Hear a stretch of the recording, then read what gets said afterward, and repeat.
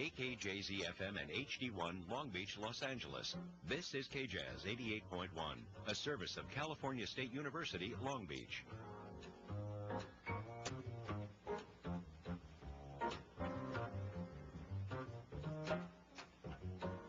This is KJazz 88.1. I'm Steve Tyrell as we cruise home together on this marvelous Monday, first day of the week. We're going to start this last hour off with Van Morrison, Sir Van Morrison, to you, John, with his most famous song, Moon Dance.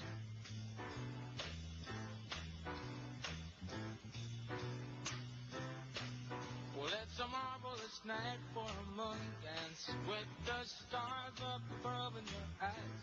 A fantabulous night to make romance neath the cover of October skies. You know the leaves on the trees are falling to the sound of the breezes that blow. Yeah, I'm trying to please to the calling of your heartstrings that play soft and low. You know the night's magic seems to whisper and hush. You know the soft moonlight seems to shine. Your blush. Can I just have one more morning dance with you, oh, my love? Can I just make some more? Good evening. Welcome to the City of Seal Beach City Council meeting. I call the meeting to order. Councilmember Vera Papa will lead us in the flag salute. Please join me in saying the Pledge of Allegiance. I pledge allegiance to the flag of the United States of America and to the republic for which it stands, one nation, under God, indivisible, with liberty and justice for all.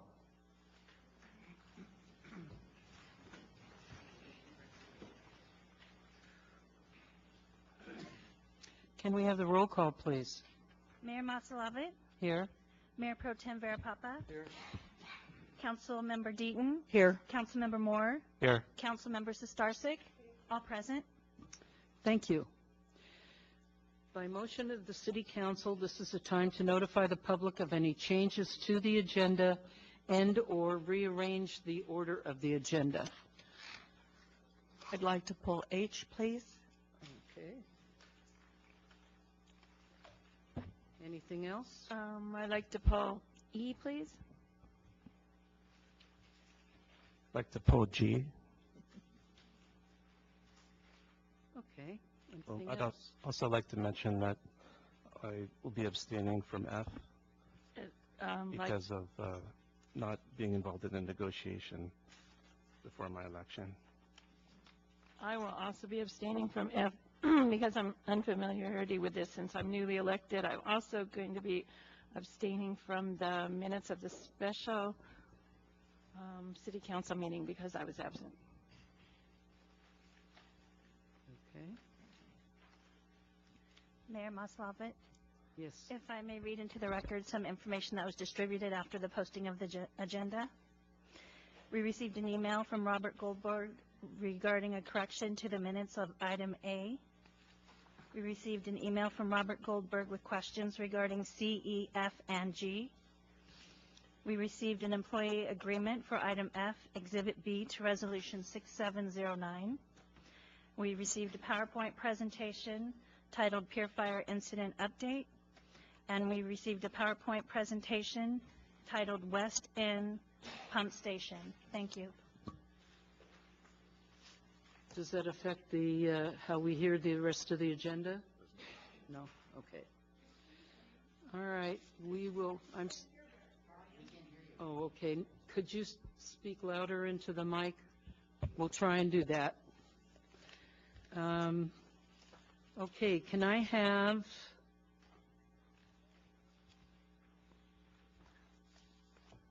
a motion to approve the agenda? So moved. With the corrections. Let me restate them.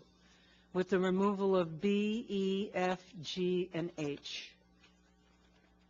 And is there a second? I don't think B was removed, right? B were the minutes. B and F were not removed. We just need to reflect an abstention from Councilmember Sistarsik and Councilmember Moore. We don't Okay. actually need to remove them. Okay, But Robin will take care of reflecting the abstentions. okay, that's fine then. Okay, so it's E, F, G, and H.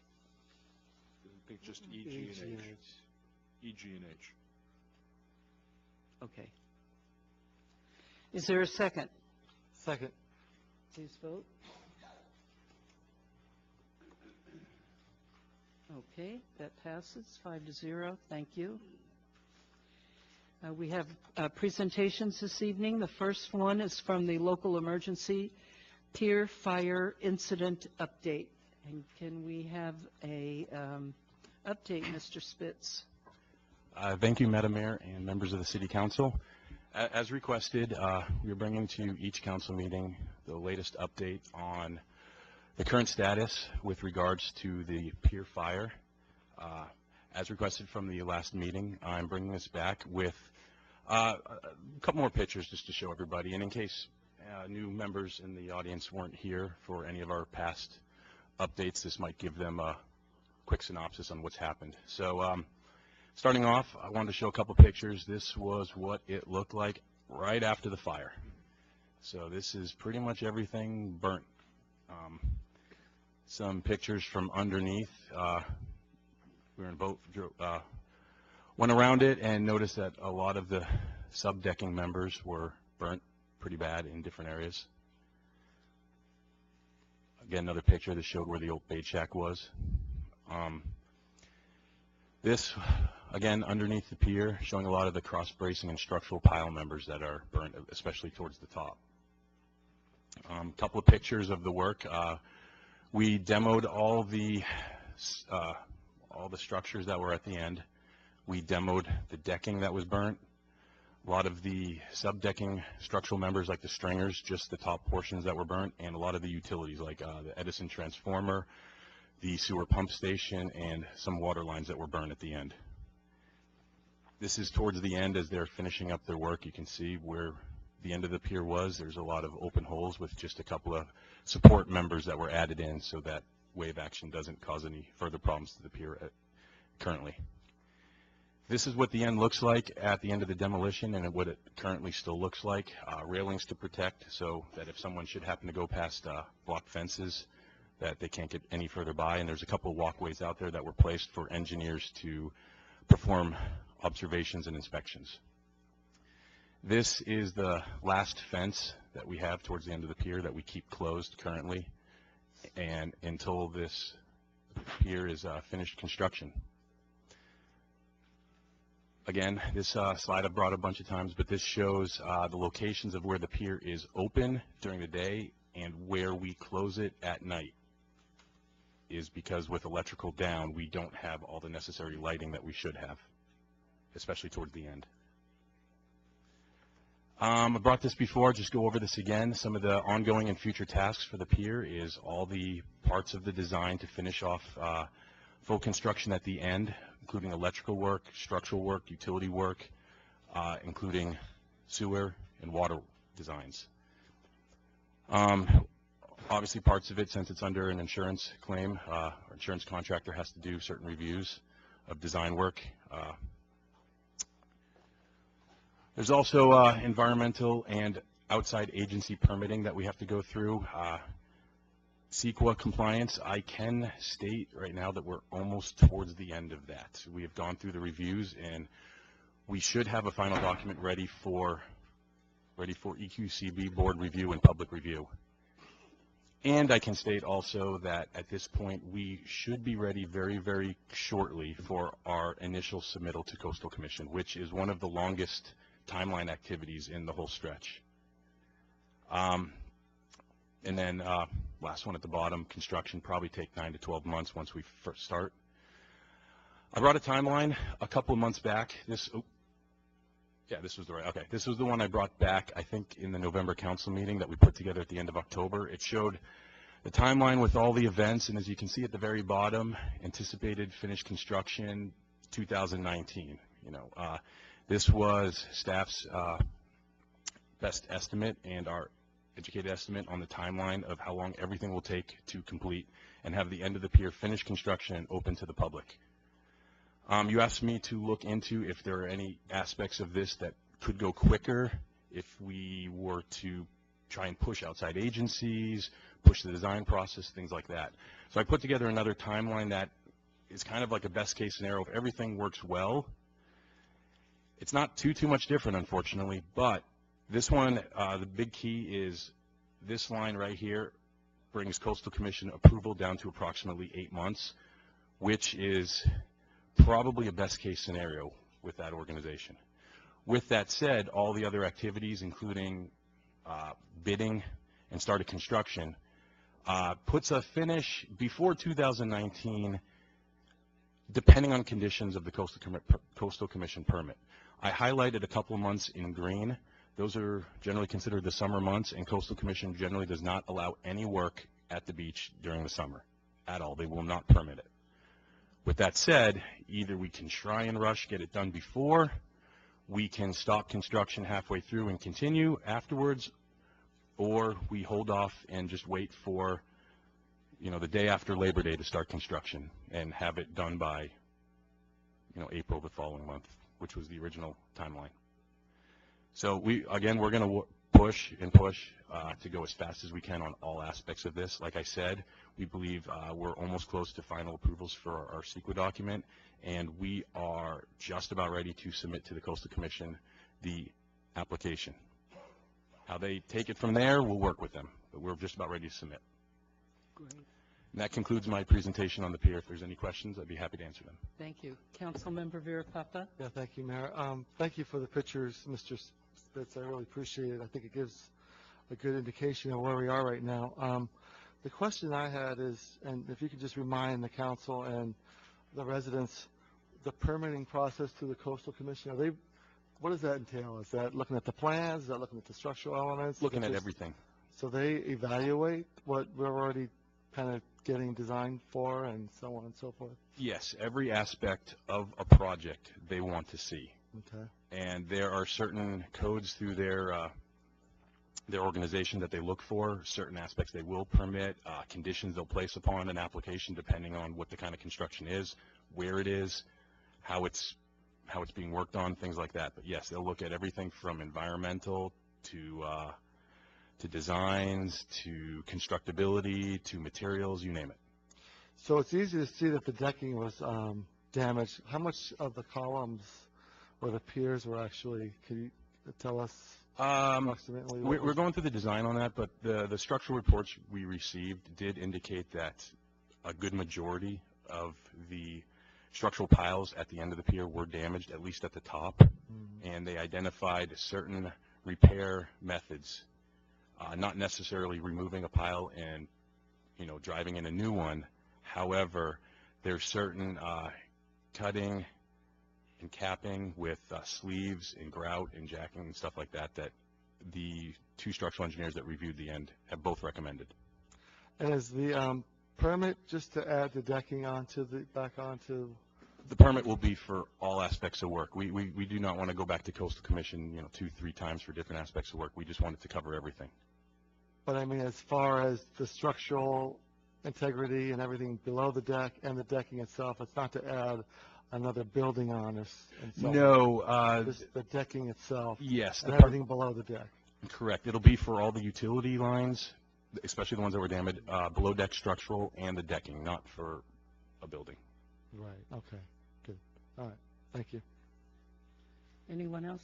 Councilmember Deaton? I just have a quick question. I'm sure that, David, you've looked at this, but my question would be, is there anything that we can be doing simultaneously as it's going through Coastal prior to approvals?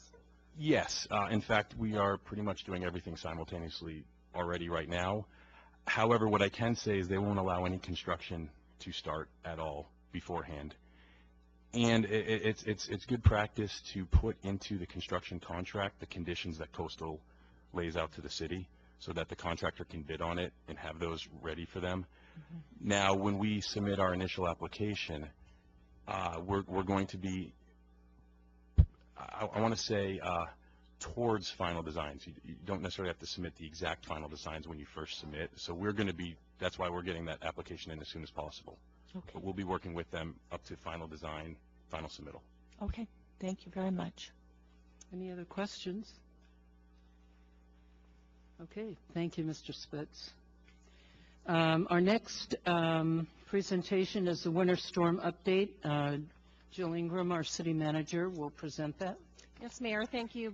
Before I ask a few of our staff members tonight to discuss the incident response to the winter storms over the past week, I'd like to personally thank our entire city emergency operations team, including the Seal Beach Police Department, Seal Beach Public Works Department, Seal Beach Marine Safety Department, Orange County Fire Authority, our CERT team, pump contractors, and volunteers for their significant efforts on behalf of our community over the past week.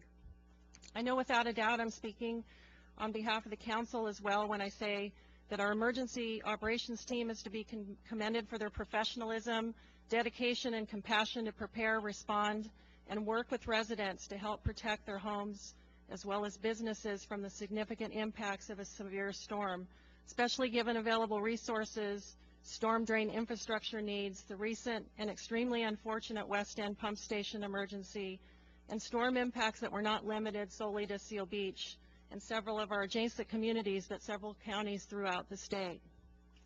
Especially want to thank and acknowledge nearly 60 staff members, several of which have been working 24 hours a day, 7 days a week over the past week to prepare for the storms, many of which insisted on continuing to serve the community over the weekend when they were ill, many of which were balancing the need to support, respond to the call of duty in Seal Beach while dealing with flooding impacts in their own communities and damage to their own personal properties. Council, as you know, we've been providing you with several updates over the past week, and so we're hopeful with the presentation tonight that we'll have addressed most of your questions. However, following the conclusion of the presentation, we're happy to address those as well. So tonight I'm going to turn the presentation over to David Spitz, our associate engineer, who will give an update on the West End pump station as well as some other updates. David? Thank you, City Manager and Madam Mayor and members of the City Council. It's going to be a lot of information we're going to present tonight, both about the West End pump station and in reality the entire city as it relates to the storms that just happened and the weather we've gotten this last week or so. I'm going to start it off kind of with just a discussion about drainage in general and especially how it relates to Seal Beach, and then we'll kind of get into what took place this past week and actions that staff has taken, both Public Works, PD, Emergency Operations Center, and all other city staff to help protect city and city property this past week. Some of this I discussed a week ago at the special City Council meeting, but depending on who may or may not have been here, especially in the crowd, I'm going to go over a lot of it again. So I hope it's not too redundant, but I'm going to push through it. For starters, the first thing I wanted to bring out is a couple of sections of our master plan of drainage. Now, what these are going to show is these are sections of our city, and it's kind of color coded to tributary areas. And I just wanted to bring this forth to show everybody kind of like when it's raining, if a raindrop hits the ground, this is where it's eventually going to end up. This first tributary area is the area in the top right in orange, blue, I guess I'll call that a light purple, and a very dark green to the right. All that area is tributary to what we call Pump Station 35. It's a pump station at the corner of Electric Avenue and Seal Beach Boulevard, owned and operated by the county. It has 3 pumps inside it. Each are about 125 cubic feet per second, or CFS. And again, it handles pretty much everything in Old Town and the Hill area east of Main Street. Main Street's kind of a high point in our downtown area. Next section, what I have circled here is this, I don't know, you call it a pine green maybe. This is the West End pump station tributary area. And part of bringing this out is a week ago at the council meeting last Tuesday, other areas may have been included that should not have been included in this tributary area. But all this stretch of Old Town, the Hill, Bridgeport, all drains to the West End pump station, which pumps it to the San Gabriel River. The third section here, this tributary area, the one in pink, there's a single pipe underground, runs along Marina, and then it exits into the San Gabriel River, just south of the Marina Bridge. Single pipe, single flap gate opening, all gravity fed. Continuing in the city, this is College Park East, so I wanted to discuss this as well, because you know, storms hit everywhere in the city, so I wanted to go over everything. These different color-coded locations, like this purple, this, I don't know, I'll call it orangish, these are all individual tributary areas. Any rain that hits, for instance, right here, will in fact drain to this point. So we have 2 tributary areas on the east side of College Park East. On the east part of this line, they drain into the Bolsa Chica Channel, which is over here. These other 4 areas, 1, 2, 3, and 4, all drain towards Lamson Avenue and then drain into the golf course. Taking a step back on those areas, you can see again, here's the entire western, I don't know, 3/4 of College Park East, and it all drains to these 4 locations and then drains, this is the golf course. Taking yet another step back, and this is important to look at, and I might back up a second here. Again, we have College Park East, drains into the golf course, then drains into federal channels running along Caltrans property, bisecting Leisure World, and into a county-owned flood control basin and pumped out through county-owned storm drain pumps into the San Gabriel River. And one of the reasons I want to bring it up is during some of the flooding or some of the ponding we've seen at this latest rain event, see if I can go back. Everything surface flows into, there's a couple of storm drain pipes just at the end of Candleberry and the end off Ironwood at a couple other streets, but everything surface flows to those locations, then enter into catch basins, into a storm drain pipes, enter into the golf course. If the golf course is flooded, there's really nowhere for this water to go. You can't pump it north or south and then expect it to be, you know, less elevation of water in the golf course. And if Lamson happens to be flooded as you're driving through Lamson, that means the golf course is flooded. It means quite possibly the federal channel might be, you know, up to the very top, or possibly also overcapping the top of the channel, either at the flood control basin or in Leisure World or in Caltrans right away. But I just wanted to bring that up, that everything in this area, pumps or no pumps, is drains to the golf course. And just to show one of the last sections of our city, this is College Park West. Everything drains, surface drains to the south part, and then again they tie into the federal storm drain channels at the south part. I wanted to next kind of just talk about some rainfall data to kind of tie it into what we received here recently. So a lot of the information I've either gathered through Orange County Public Works, a lot of it through an organization called the National Oceanic and Atmospheric Administration, also abbreviated as NOAA. You may have heard that term coming up, NOAA. Through National Weather Service, and through some other sources to get some of this data. But what you're going to see here is just some historical rainfall data in Orange County. This goes back about since the year 2000. The national average, or the Orange County average, is at this line per year. So as you can see, some years were above. This was 2004, really wet winter, and some years were below. These are about the last 5 years where we were within drought. So as you can see, the full year rainfall data is well below the average. What I have here at the end in this special blue-white hatched area is this current fiscal year, 16-17. Now, as you know, we're only about halfway through, just past December, and I believe this number only goes through the end of December. And as you can see, we're almost towards the full year average after 6 months. I kind of want to show you what that looks like in a different chart for yearly rainfall data and as it accumulates throughout the year. This shows, again, Orange County average by month. So you can kind of see that obviously December, January, February, March, they're kind of your wettest months. The next part I want to show is what we've received this fiscal year so far. So This part was December. This number right here doesn't include anything that's happened in the last week. This was put together about a week ago because this past week's rainstorms, a lot of data hasn't been certified yet. It's still being accumulated. Just wanted to show what it was through about the first 7 to 10 days in January. Showing that a different way, this is a look at average rainfall in a given year, showing it as it adds up throughout the year. Obviously, when the fiscal year starts, July, August, September, there's no rain in the summer months typically. Rainy season usually begins in October, and as the months add up to December, January, February, March is our most rain, and then it kind of tapers off. Don't get as much rain in April, May, and June. Now, next line I want to show you was one of the wettest years we had in the past 25 years or so. I believe this was 97, 98. So you can see, obviously, a lot more than this is the average, and this is the rainfall, most of it coming in February and March. This next line will indicate one of the driest years. Sorry about my color choice, a little tough to see, but it's right there, very hard to see, not much rain at all. This next line I want to show you was last fiscal year.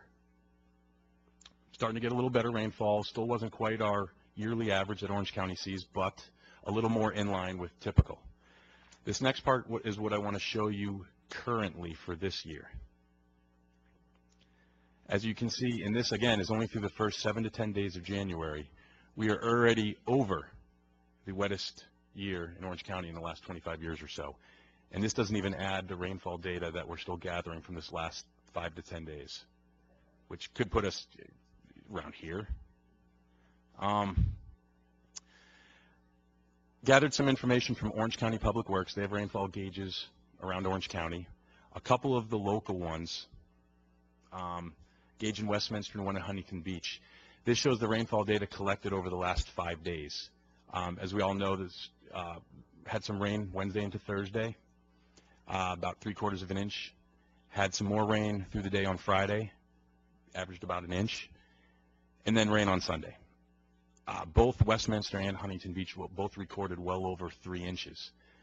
And what I added also is there were media reports in Long Beach of over 4 inches of rain during Sunday, which would be the most they've ever witnessed. Wanted to add one more thing. We had discussions today with members of the National Weather Service, and they did some calculations for us, and they indicated that the average rainfall that we saw Sunday during that time period where it rained really heavy, averaging Long Beach, Seal Beach, and Huntington Beach, which is this vicinity, was 3.5 inches of rainfall. Now, what does 3.5 inches of rainfall really mean? Because a lot of times we talk about amount of rainfall and flooding in those kind of terms in percentages. I know people have heard the terms like 10-year storm event, 25-year event, 100-year event. Just to give a little detail on that, when you say something's a 100-year storm event, what that means is there's a 1% chance of that storm happening. If you say a 10-year storm event, there's a 10% chance of that storm happening. Gathering data from NOAA's website, again, NOAA is the National Oceanic and Atmospheric Administration, for our location. This is going to be really tough to read, but bear with me for a second. This shows on given durations, like how long the rain lasted, whether it's a half hour, 1 hour, 6 hours, 12 hours, and how much rain hit, it'll give us kind of the yearly storm event. So I wanted to kind of highlight, this is the 6-hour event duration. We can pretty much agree that most of the rain Sunday was between noon and 6 p.m. with the biggest duration probably about 1:30 to noon. But taking that, or 1:30 to 6 p.m., and then it tapered off after that and was just about done by about 7 or 8 o'clock. But taking that 6-hour time frame where most of the rain fell and looking at 3.5 inches, which was the average for this area, I mean, 3.4 is already at a 100-year storm event. So sorry, my bad eyesight, what's that, 3.8? 3.8 puts us at a 200-year storm event. So at 3.5, we're well over a 100-year storm event in that vicinity. And that's kind of one of the keys I wanted to bring up before I move along in my presentation. Is that this was 120, give or take. Some of the meteorology agencies haven't really classified exactly what kind of real storm event we've had. They're still putting the numbers together, but we're definitely talking about a 100-year-plus storm event. This isn't something that we're typically designed to handle. I mean, as mentioned many times, there's a lot of aging infrastructure. Our master plans, and I believe when we took our 5-year CIP outlook, we brought up that in order to really build and complete our city with all the storm drains necessary, we're talking well over $100 million to put in everything that's needed, College Park East, Old Town, the Hill, everywhere. We have pump stations that, as most people know, and I'll reiterate from the last meeting, our West End pump station at current design is built to handle a 20-year storm event. The design recommendations with more land and bigger pipes through the jetty and levees was for a 25-year storm event. What we had was well over a 100-year event. Full operation of the West End pump station wouldn't have even been able to handle what we received recently. But moving on, we had a special council meeting last week on Tuesday where staff asked and council approved a emergency proclamation for West End Pump Station. The council approved $200,000, which was to be used to transport and repair the 2 non-functioning pumps at West End Pump Station by removal, transportation, and reassembly by Flow Services, Inc., and Cascade Pumps is the manufacturer that's going to dive into the pumps themselves, find out what's wrong, fix it. That money was also used for portable pump rentals, fuel for the pumps, an ACAM design audit, and other contingencies during the upcoming rain events after Tuesday's meeting. What I can say with Flow Services since the meeting, we've issued a PO for $76,000, and that's for the removal of the 2 pumps and the transportation to Cascade, the manufacturer, and the reassembly and transportation back to our pump station after they're fixed. Cost by Cascade to do the final repairs, we're not sure yet. We don't know exactly what is wrong with the pumps, and we won't know until they bring them to their shop and break them down. Currently, Flow Services has already been to our site before the rains hit this weekend, and they've gotten into our well. There's a lot of work necessary to take those pumps out, and one of the first steps is you have to basically disconnect them from the housing in the system, and you have to get into the wet well to do that. So they came in after the council meeting before the rains and did all that work in anticipation of after the rains to take the pumps out by crane and truck them to Cascade to work on. We anticipate that happening very, very shortly this week. And as we've mentioned, we're going to have both the removals done in the same operation. Flow Services will come out, remove one by crane, put it on a truck, send it to Cascade, come back, remove the other one right after, send it to Cascade at the same time. The emergency rain for rentals. As you know, before winter even happened, we had a couple of pumps that were rented, and when the permanent pumps at West End Pump Station went down, we had a couple of rain events end of December and the beginning of January, and we utilized those 2 emergency pumps that we had rented before. They, for the most part, handled the rain events. That with the existing sump pump that still works at the pump station. Those 3 together were able to handle the vast majority of the rain. We had then, right around council meeting, ordered another smaller pump, cost of approximately $2,000. It, similar to the other 2 we had previously rented, rated at about 800 gallons per minute, minimum rating, and that's approximately 2 cubic feet per second, or CFS. Now, between those 3 pumps, in reality we only used 2 of them, but between those 3 and the sump pump, we were able to handle the vast majority of the rain events before the council meeting. In anticipation of the larger storm event happening the upcoming weekend, and with council approval, we rented 2 much larger pumps that we brought out to the pump station. Approximately $15,000 for the rental, and that's for 1 month, rated at 3,000 gallons per minute. So they're about 4 times, give or take, bigger than the ones we had rented previous. Total of 7 cubic feet per second, and that price includes installation. There's a lot of the company has to install at our station. So I already put it up there. So we rented those. It rained Wednesday night and Thursday, and it rained Friday.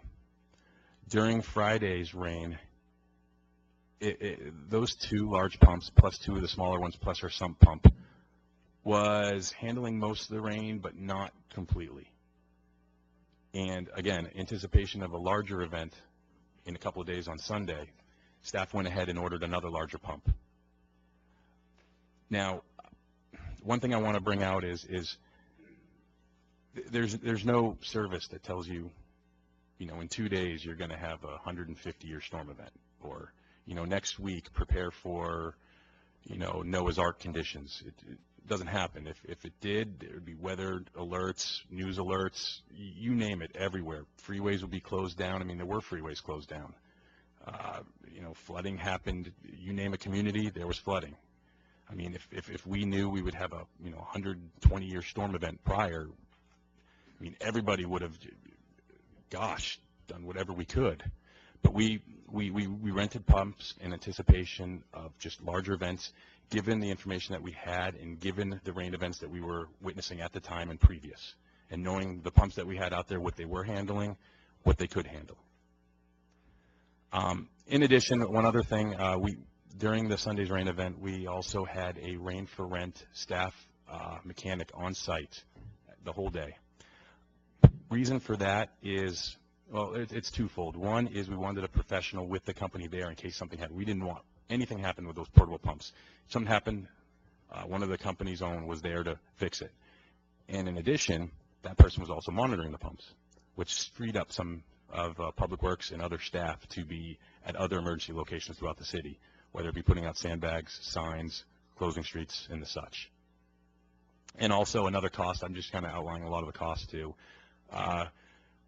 By the end of Sunday, we had already used over approximately 600 gallons of diesel fuel for all those temporary pumps at a cost of about $2,000. Another thing to bring up, we looked at the possibility of bigger pumps. In fact, the company had what they called very large pumps, high flow, you can call it. Pretty expensive, very difficult installation, very hard to get. They have large metal pipes, unlike some of the aluminum that we were using. Can't move it, can't take it out of the way. If you put it on the bike path, it's there for the duration. It's almost like it's built into our system. Takes a large crane to bring them. Very large footprint pump.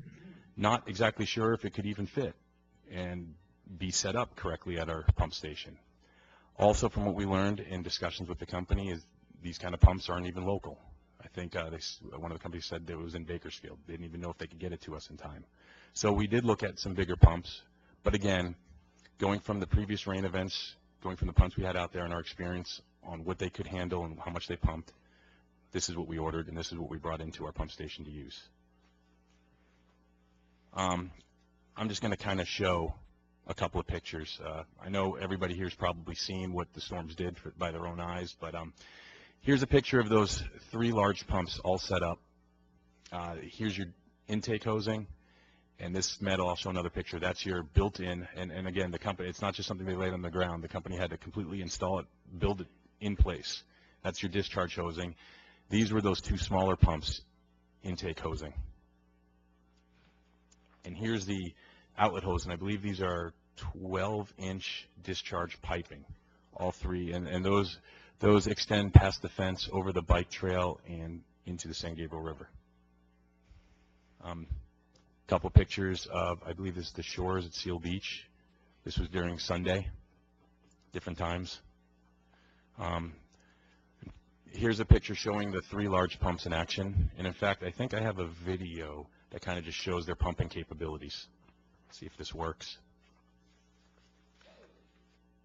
So that's the 3 large pumps, and you can see at the top, 2 other pumps were running as well at the same time.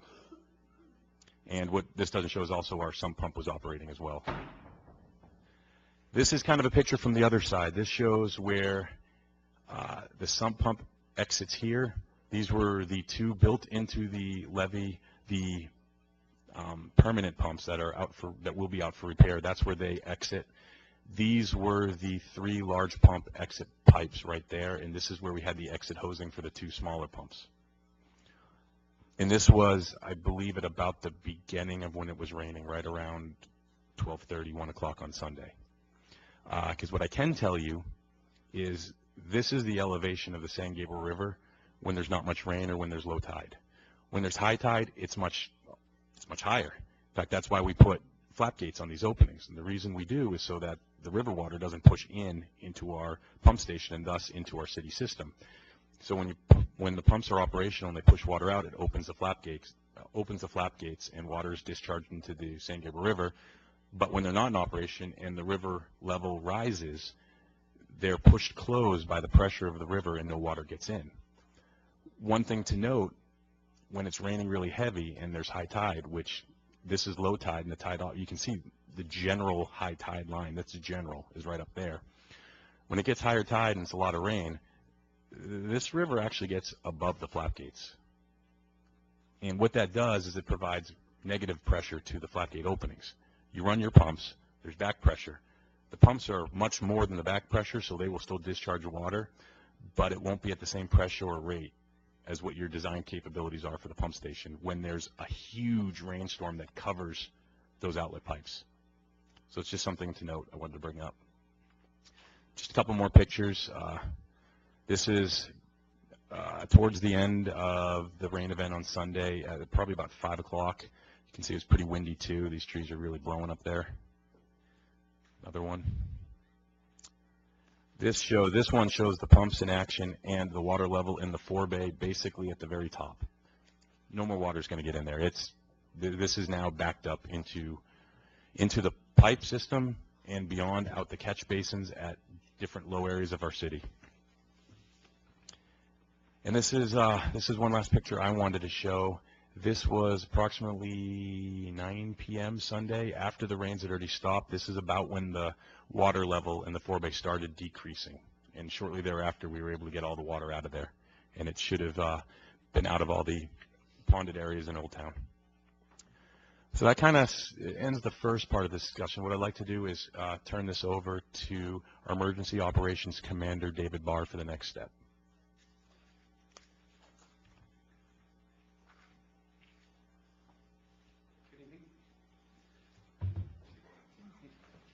Actually, Emergency Services Coordinator.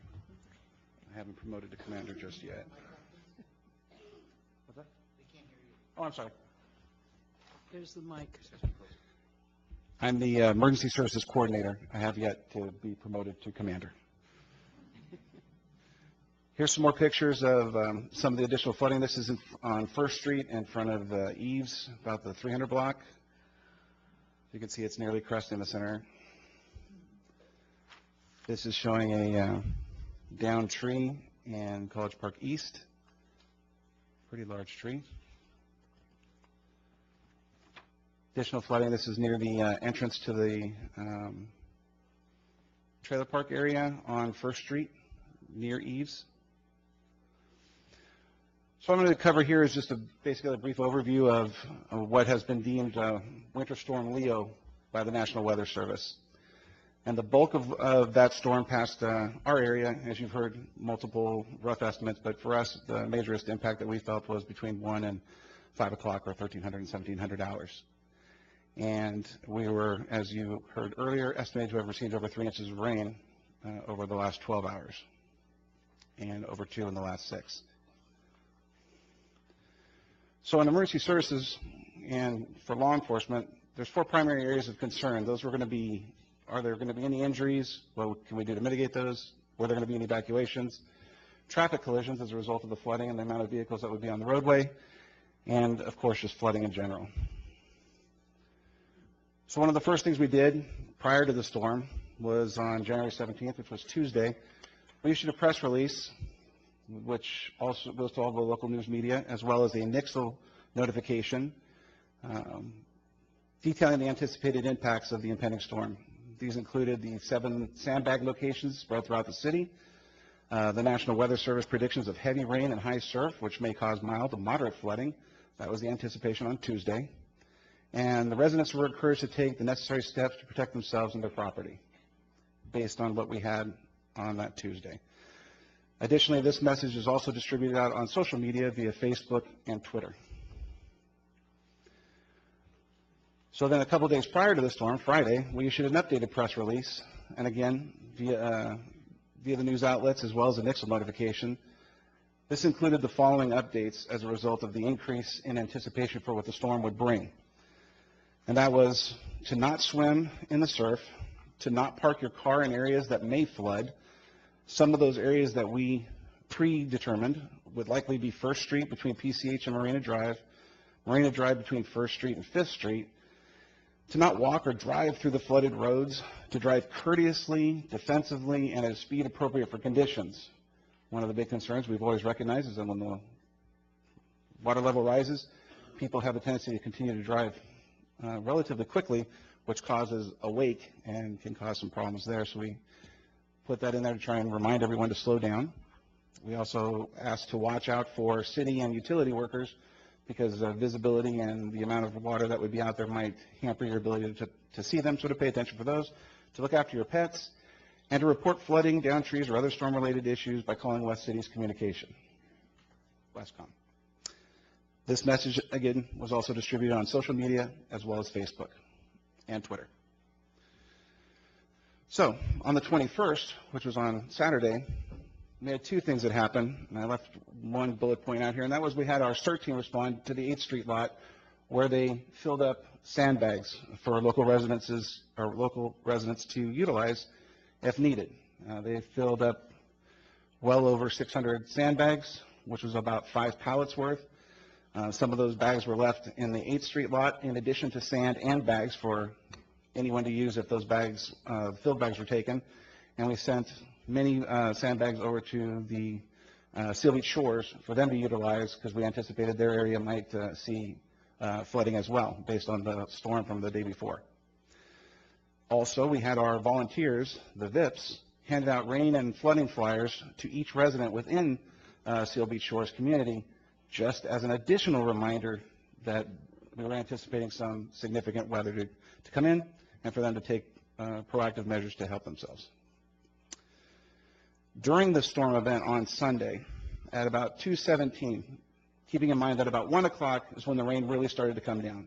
So about an hour and 15 minutes after that, we set on an alert OC message to residents of located south of Pacific Coast Highway and west of Main Street, about 1,200 residents, in response to the amount of flooding we were already seeing. And then at about 3:49, we sent out a second alert OC message to residents in College Park East, which is about 1,100 residences, in response to the amount of flooding they were reporting and that we were observing as well. So we pushed out those notifications. Most people at that point, if they walked outside, they knew what was going on at that point. So we were pretty confident that they were seeing all of those things. The alert OC, if you're familiar with it or if you're not, you can sign up for that at alertoc.com and put your information in there. And also, I should have taken a moment to mention that you can sign up for the Nixle alerts by texting the zip code here to the number 888-777.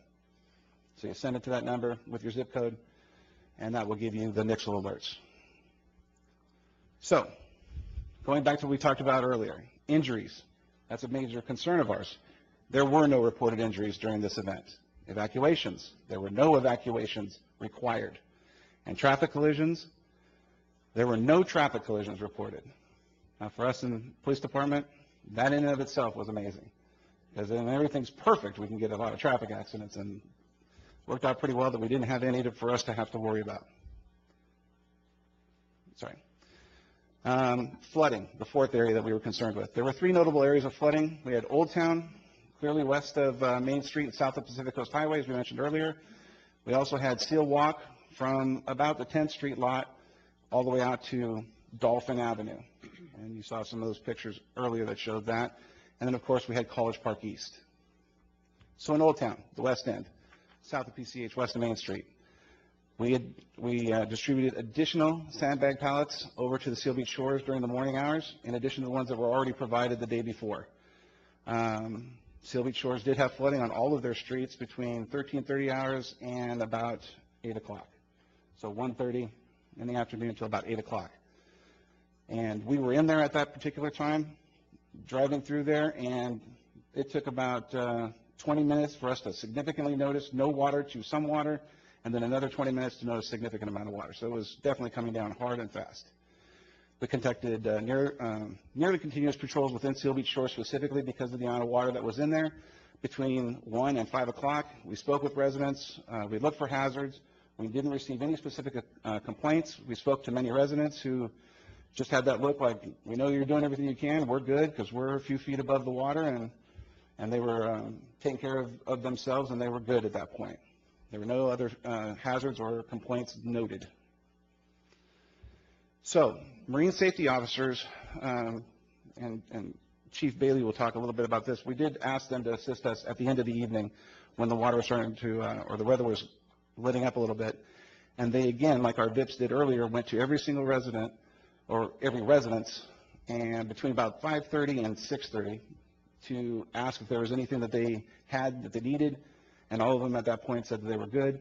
And you could notice pretty much that the water was receding at that point because the pumps were continuing to pump and they were getting the area clear, and so everybody was recognizing that things were letting up because the rain had diminished greatly. First Street between PCH and Marina Drive had flooding and was closed down for several hours. Again, we had mentioned to people that they should look at moving their cars, they should stay off of that street, and they shouldn't drive through it when you can't see the ground that you're driving on. A few residents did continue to drive through there, but the vast majority heeded the advice and they stayed out of that area. And then we had PCH between Seal Beach Boulevard and First Street at various times had flooding, and we needed to shut it down completely. And as soon as it was passable, again, we lit it into the center lanes, the number 1 lane. But there was a pretty good flooding through much of it from Main Street out towards Marina Drive, which had significant flooding as well. And at one point, First Street and Marina needed to be blocked off, and we had utilized all of the available equipment that we had, all of the signs that the city had. We used everything because that was all we had available. As a matter of fact, some of you might have noticed that we put a backhoe or a tractor at one place on Marina at First Street just to keep cars from driving through it because a lot of them were trying to push through. First, 8th, and 10th Street had portions of flooding between, again, 1 and 8 o'clock. Marina Drive, PCH to First, as I mentioned. Numerous Bridgeport streets had flooding, and numerous other streets within that entire area had various amounts of flooding. Usually the center was okay, but clearly as it bowed out to each side, there would be a significant amount of water. And then over on Seal Walk from 10th parking lot out to Dolphin, there was significant flooding. Seal Walk, that area, once it filled up, it stayed filled up until this morning when they brought in additional pumping to get that water out of there. They did respond with heavy equipment that day to try and dig a trench from the 10th Street lot on the south side, if you will, pulling it back towards the pier to see if it could relieve some of the water that was in there. It helped to some degree, but the water has a tendency to have a flat spot there, and you can't dig that deep to get the water to move out. But we were attempting to do that. And Sealway had portions flooded. Sealway, which is off of Seal Walk, had a good amount of flooding, too, in various spots between about 2:30 and 6 o'clock. So over in College Park East, Ironwood had significant flooding between Heather and Candleberry. Officers closed the streets and were later relieved by, again, many of Chief Bailey's marine safety officers who provided assistance out there to relieve our officers to go out to other areas to conduct traffic breaks and shut down other streets. Guava, Hazelnut, Elder, Dogwood, Candleberry, Birch, Astor, all of those streets had a significant amount of flooding. Numerous other streets in College Park East also had sporadic flooding, as anyone who lived in that area would clearly note. So this is basically the area of 10th Street looking back towards Dolphin. I mentioned that there was a significant amount of flooding. I think the picture demonstrates that. Go back there.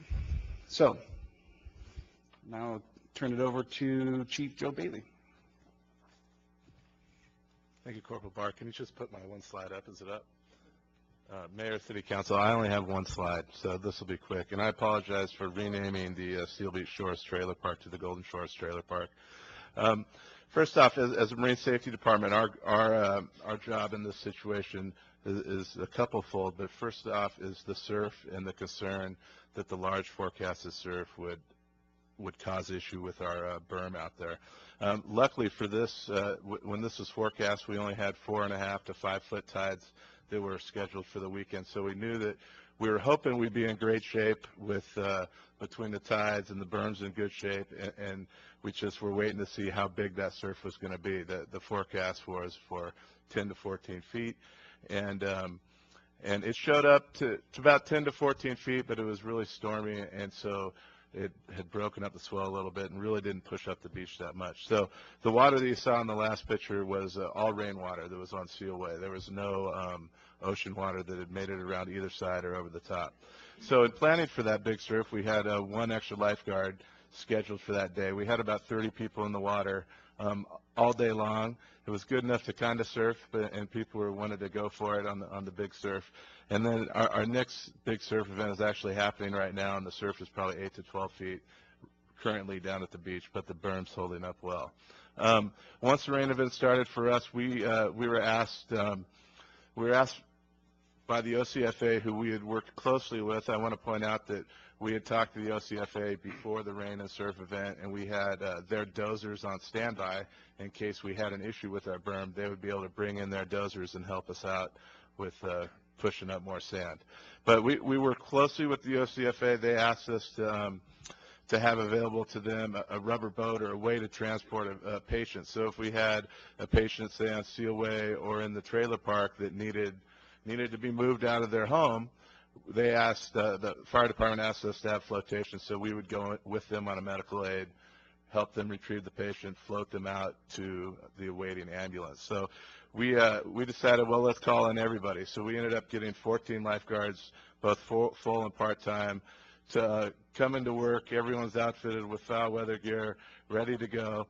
And we made sure we had our inflatable boat ready to help with the fire department and anything we could do. We got a call from Corporal Barr and asked us to help him relieve their traffic control up in College Park East. We were able to send 7 lifeguards up to that area. We took the spot of some police officers so they'd be freed up in case they had emergencies to deal with. My lifeguards, they're actually pretty excited to get away from the beach and help out any way they can, and so I think it worked out pretty well up in College Park East for us. And then lastly, before we went home that night, we performed a door-to-door survey in the Seal Beach Shores trailer park. The water at that point was anywhere between knee and mid-thigh height, so my lifeguards were happy to dive right in and walk around and talk to everybody, which they did. We didn't receive any complaints or any calls for assistance out of there. We're really happy about that. We let them know, who to call and where to call if they needed anything. And then we went home and packed it up around 8 o'clock with all the lifeguards. Currently, like I said, the surf's in the 10-foot range and the berm's holding well, and that's going to be the end of my report. I'd be happy to hand it back to the city managers. So, Mayor, that concludes our report, and I know there's probably questions of council if you direct to either David Spitz, our associate engineer, or Corporal Dave Barr from an overall broader perspective of the emergency response yesterday. Are there any questions from council members? It was a pretty complete report. Council Member Deaton? You want to go first? Okay. Thank you for that report. It was very comprehensive. I think it helps to put into perspective what we all experienced on Sunday. It was a lot of water. I had no idea, David, that it would qualify for over a 100-year storm. So I want to go back, though, and ask you a few questions. What was the first date that we knew that the pumps were failing at the west end? Trying to go back in for specific dates, but I believe the first pump failed December 22nd, and then we put the second pump on, and I believe the first failure notice of the second pump was January 5th. Could you give me those dates again, please? Now, again, I'm just going top of my memory right now, but I believe December 22nd was when the first pump gave our failure notice, and January 5th was for the second pump. What did we do December 22nd when one of them went down? Did we call out mechanics? That's correct. If we ever have any kind of issue with any of our pumps, whether it be storm drains, sewer pumps, water station, anything, our crews are mobilized right away to work through the problem. Depending on how complex or what kind of equipment may or may not be needed, we have contractors that will call in for assistance, which is... So did they fix it? No. No, wasn't able to fix the first one. We kept working with them into January, and that's where the second one went down. Again, they were already out there working, already trying to figure things out, and that's when the determination was that both of them needed to be removed to find out the problem in order to fix it. Okay, so January 5th, the second pump went down? I believe that's the date. Okay. So,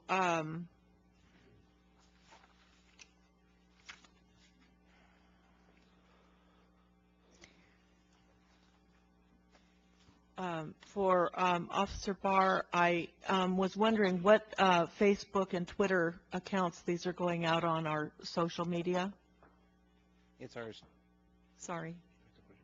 I think I demoted you too. While you were promoted, now you've been demoted. That's okay. It was the Seal Beach City, the Seal Beach Police Department's Facebook account, I believe is the correct one, and the Twitter account is the same. So it's the PD account, correct? Yes. Okay. I don't do Facebook, so I'm not quite sure how it works and how people figure it all out. So what I'd like to figure out is how to get more access from that Facebook account out to people that I know are on Facebook for more information. So I can't help there. I'm curious. I wanted to talk about the wake because you talked about the wake, and I know that when the cars were driving very fast, you had blocked off Electric Avenue down around 7th Street, right by the library there. And I sat there for a while in the storm and watched people try to transverse it anyway, go around your cones and around your signs and get halfway through and then start backing out again. But in the meantime, the wakes were causing the water that would not have gone up against homes to be pushed up against homes. And I don't think people realize how important it is to slow down and not put those wakes. You're really putting other people's property at risk. So thank you. I was personally saddened that we did have property damage, but my heart goes out to those of you that did flood, because some did. But I'm really happy to hear that we had no injuries, no traffic accidents, or anything like that.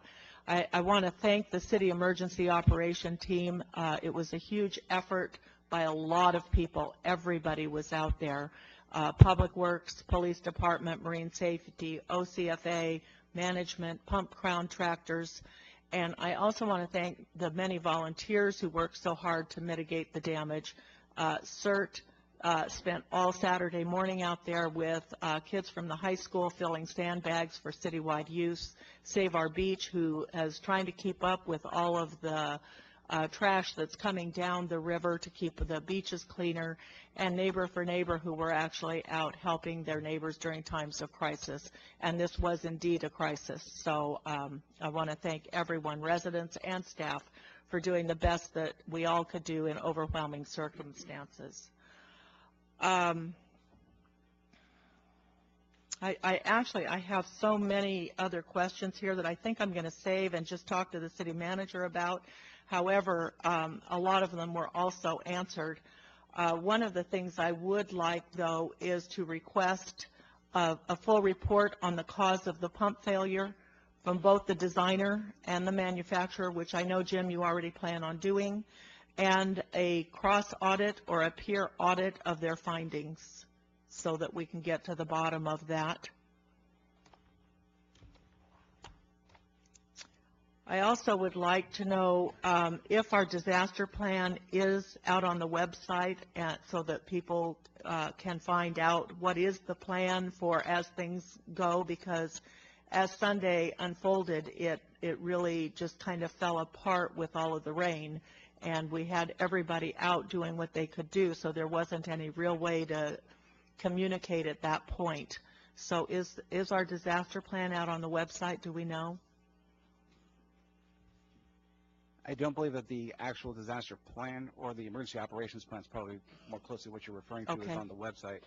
And on an event like this, the communication was very good between all of us. The difficult part at that point was the number of personnel that are out there. It makes pushing out any other information a little bit more problematic. Exactly what my point. No, I wasn't saying your communication among yourselves on getting done what needed to get done was poor. The problem was that residents weren't quite sure, where can I move my car, what do I do now type of thing, and all of our personnel were deployed. They were all out working and communicating well.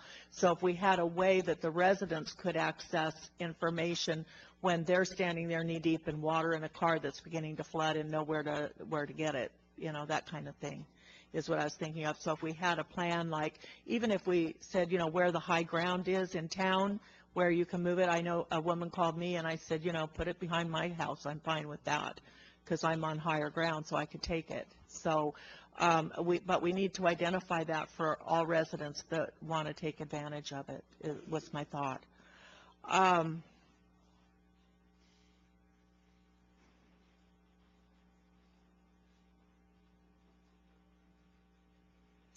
Okay, then the last thing, I guess, I think, David, you kind of covered it. I think what I would like to revisit are our recommendations on the infrastructure improvements. I know we have our plan. I know we're working toward our plan. I know College Park East is next on our plan. I know we've worked toward that.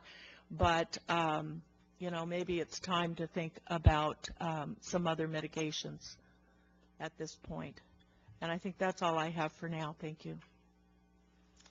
Councilmember Moore? Yeah. I just wanted to echo Councilmember Deaton's comments that while staff was in the process of working with contractors to assess the pump failure and determine if an immediate repair was feasible, that in the future these types of updates be provided at the City Council meeting, if you know ahead of time, so we're aware that these pumps failed. However, I would like to point out that I appreciate how hard staff worked through the winter storm for the past few days. I was with the city manager during the week last week and was impressed with how often she checked in with various people to make sure things were getting handled properly. Also, additional pumps were ordered and put in place quickly by the city to minimize the effect of these recent storms. And I look forward to reviewing and discussing the results of the West End Pump Station audit to determine the cause of the system failure and determine if any additional maintenance is recommended and beyond what staff already conducts on a weekly basis.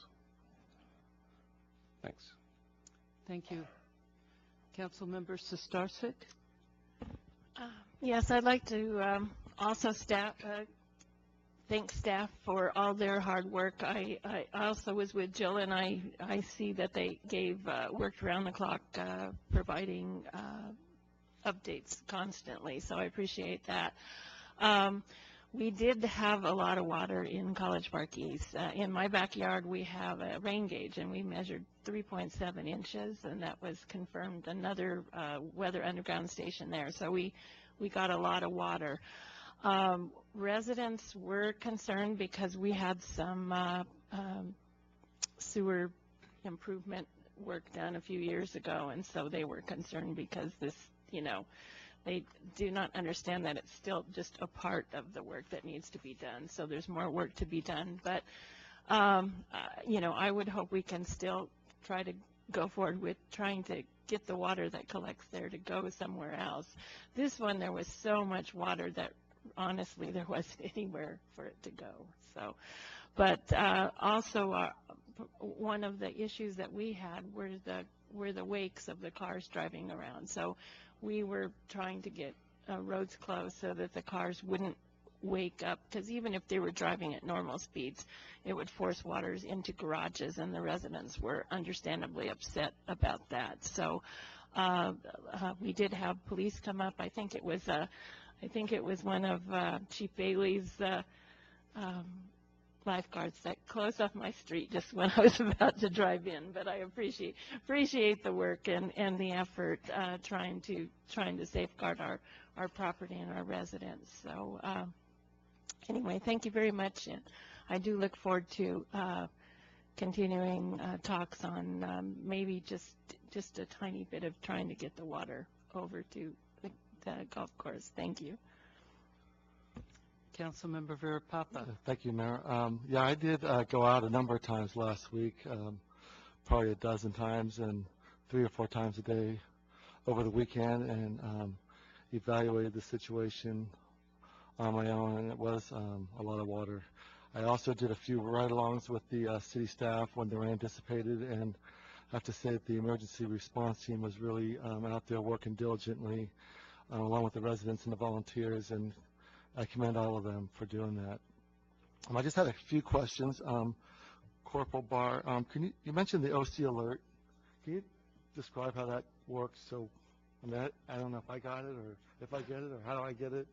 So OC alert is a system that is managed by the County of Orange, of which we are a partner in, and that allows us to push out information to areas such as the entire city of Seal Beach with regards, or specific areas that we can basically geofence if we choose, that goes to whatever you've registered with Alert OC. It goes to all landlines because those records are, unless you've opted out of having that number posted, for example, in the phone book, that number would be in the Alert OC system, and you would get a notification, a phone call to your home. If you register your email address or your work email address or cell phone, you could get text messages, cell phone calls. There's numerous things that are within there that will provide you with whatever information that we're pushing out. And in this case, you would have gotten a notification about the impending issues that we had specifically with slowing down and watching your cars, and the flooding was occurring and moving your vehicles and things of that sort. But could be any number of things could be utilized through that system. It's very effective. Okay. And you also mentioned the sandbag locations. Yes.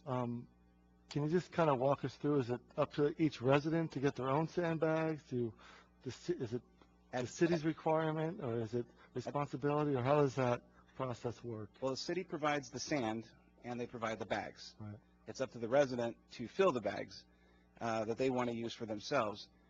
And there are some occasions where we will go out and start filling bags preemptively, like we did in this particular instance where we filled over 650-something bags. So it's kind of a joint effort then. Correct. I guess it's a homeowner's responsibility in the beginning to kind of initiate it if they think they need some bags. Correct. And hopefully they can do it, but I mean, if they ever needed assistance, then they could clearly ask for assistance to do that. But it's also, they might turn to a neighbor or a friend or their body, but they're there. The bags are there and the sand's there for them to utilize as much or as little as they need based on whatever their issues are or whatever they're trying to preemptively place the bags for. Right. Okay. Thank you. Can I say something on that? Sure. I had a constituent who called and could not get them out, and the city went right out and bagged for her. So she was in a very dire situation, and they went right out and did it. So the resources are there. Also, I thought it was interesting, Wink Chase and Patty Laird run a great operation, and Wink actually showed me exactly how to sandbag. It's actually a technique, and it might be something that we want to show as a video one time. So people actually know how to sandbag, because you don't just throw a bag of sand up there. It's actually laid in like bricks and gone over the seams. So that's important too.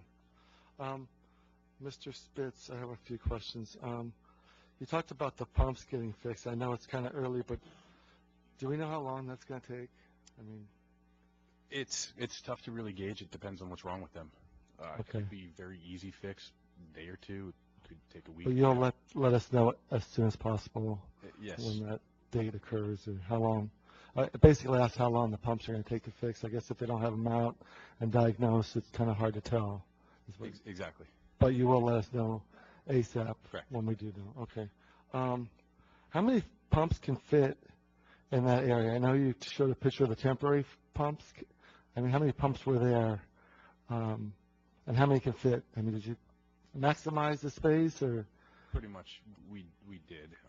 We had those three, as we called them, large pumps out there, and the two smaller ones. Okay. With all of its intake hosing, all of the discharge hosing, all the necessary bracketing and structures to hold up the discharge hosing, it pretty much takes up a lot of space. And then to get crews in there to do necessary work, it was a lot of stuff out there. Right. I know I went out there on Friday. I saw some of the operation. I know you're kind of imposing on Seal Beach Shores just because of the parking situation and stuff. Is there room for another permanent pump? A third pump? Eventually, not. There is. The city does own property for a future, I'll call it an extension to the pump station. Okay. It's next to the current property. The current property, it does not have the exit hosing through the levees, through the Army Corps of Engineers owned and operated levees. So there's only the two discharge. Can't put a third one right next to the two pumps. Right. But there is room for future expansion. The Orange County Flood Control District, why do they have 3 and we have 2? Do they get more water than we on that side, or is it just, do you know anything about the history usually of when that? pump stations are built, there's hydrology studies that are conducted, and everything's built kind of per those results. I believe the West End pump station was built in '59, and at the time it actually had 2 pumps that were less than half the rate that the current 2 pumps pump at. The CLB, pump station 35 they call it, which is the county one with 3, I believe it was built in the 70s. Don't quote me, I don't know off the top of my head, I can look it up. But it's a bigger tributary area, handles more flow, needed more pumps. Right. And I mean, the county may have just way over designed and way overbuilt when they did. So they own the one on the east side, and they own one up the river jetty in Long Beach, a pump station there, right? Yeah, they own a pump station at off the, you can call it the end of Adolfo Lopez. Was there any ever any discussion of OCFCD taking over the Seal Beach West End pump station? I personally have no knowledge of any discussions. I wouldn't be able to answer that question. I mean, something to think about. And I mean, if they own the 2, why not own one more? I mean, but I know they probably don't want to take it over, but something, maybe some dialogue could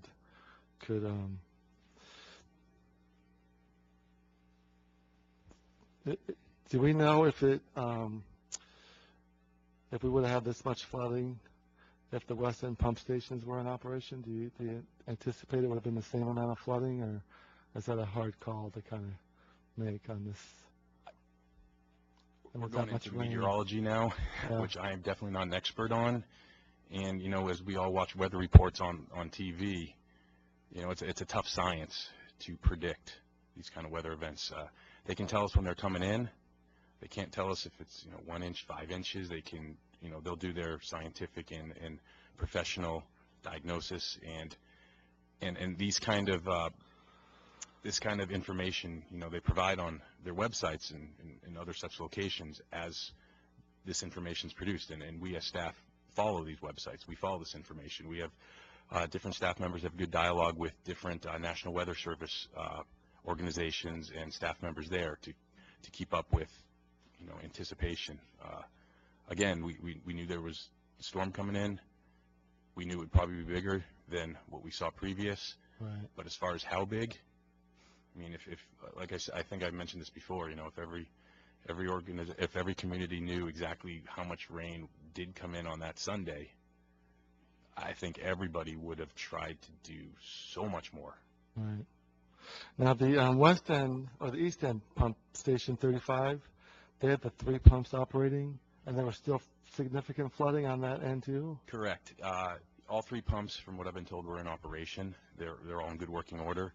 And again, with a storm of that size, that does not necessarily mean that the entire tributary area has necessary catch basins and underground piping able to handle the rainfall that we saw. So even if the very end point of that watershed can handle the total amount of water, It doesn't mean that all areas of the watershed can. Right. So yeah, even with the pumps in operation, there was still definitely significant flooding in different areas of the east part of it. It seemed like it to me when I drove around myself, but I think, I'd like to propose that we reevaluate the storm and infrastructure plan, start prioritizing these projects. We know that Seal Beach Shores and Bridgeport get some of the most serious and long-term, have issues with long-term, and we need to resolve these. So I would propose that the council starts looking at those and prioritizing these immediately. And finally, is there a message that we'd like to give our public that wants to see these pumps in operation? You showed some really good pictures. I know the people like to look at the pumps in operation, but I know it's a dangerous condition, and I know people go there, and I wasn't the only one. I saw a number of people doing the same thing I was doing, but, I mean, is there a message or some information we'd like to share? And, like, if they want to see it, just don't go see it, or, I mean, a public service announcement? I don't know. Well, we do have the area, basically, it's secured because there are so many moving parts, and when the generators are loud, it's hard to stay focused as to where you're walking. So it's even dangerous for the own staff to be in that particular area. Certainly when the new pumps or when the pumps are fixed and they are in working condition, I think that's a good opportunity to hopefully if City Council authorizes it, we can have some tours, if you will, to see how pumps should operate when they are functioning properly. Maybe it's a little safer out there. Yes. Okay. Thank you. I have another question I'd like to ask. Go ahead. Okay, so do we have a date that we're pulling those pumps out? We're doing our best to try to pull the pumps out this week.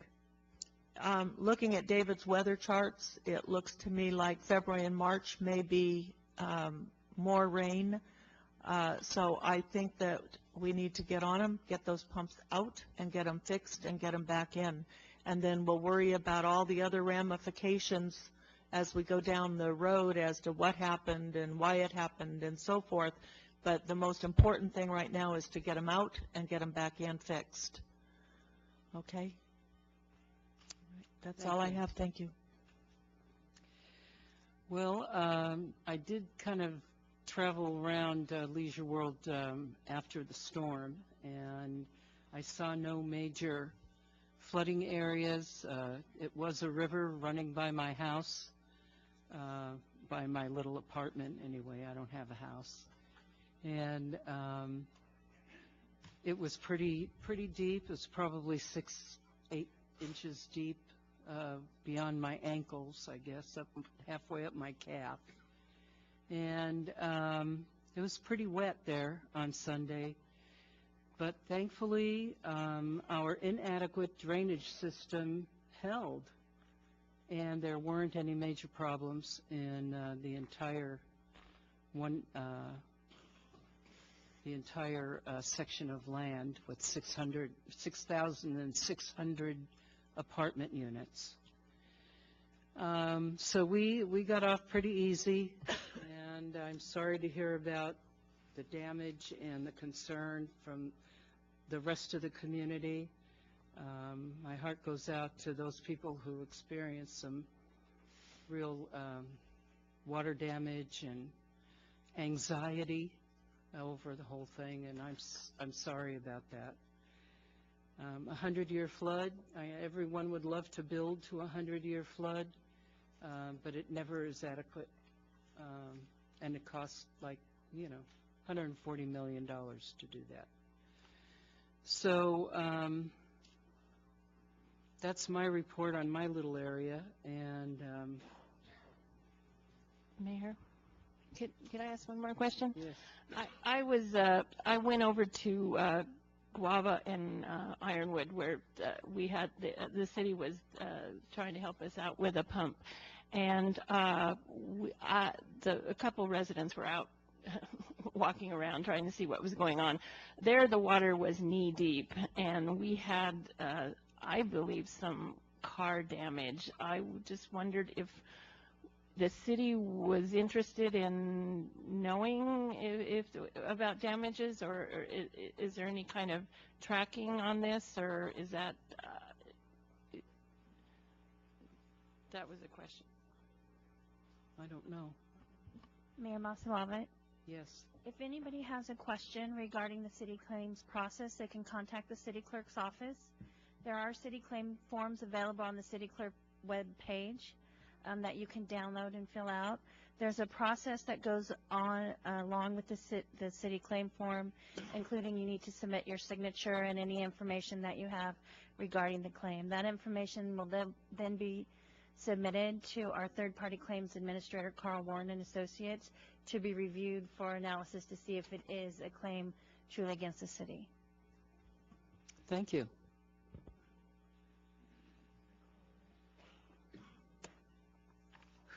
That was a long report. And we had a presentation from the Orange County Human Relations Annual Report Update, but they canceled this evening, so we're going to postpone that. Would you like to take a break now or wait until after oral communication? After? Okay. All right. At this time, members of the public may address the council regarding any items within the subject matter jurisdiction of the City Council. Pursuant to the Brown Act, the council cannot conduct or take action on any item not on the agenda unless authorized by law. Matters not on the agenda may, at the council's discretion, be referred to the city manager and placed on a future agenda. Those members of the public wishing to speak are asked to come forward to the microphone and state their name for the record. All speakers will be limited to a period of 5 minutes. Any documents for review should be presented to the city clerk for distribution. Okay, we're up.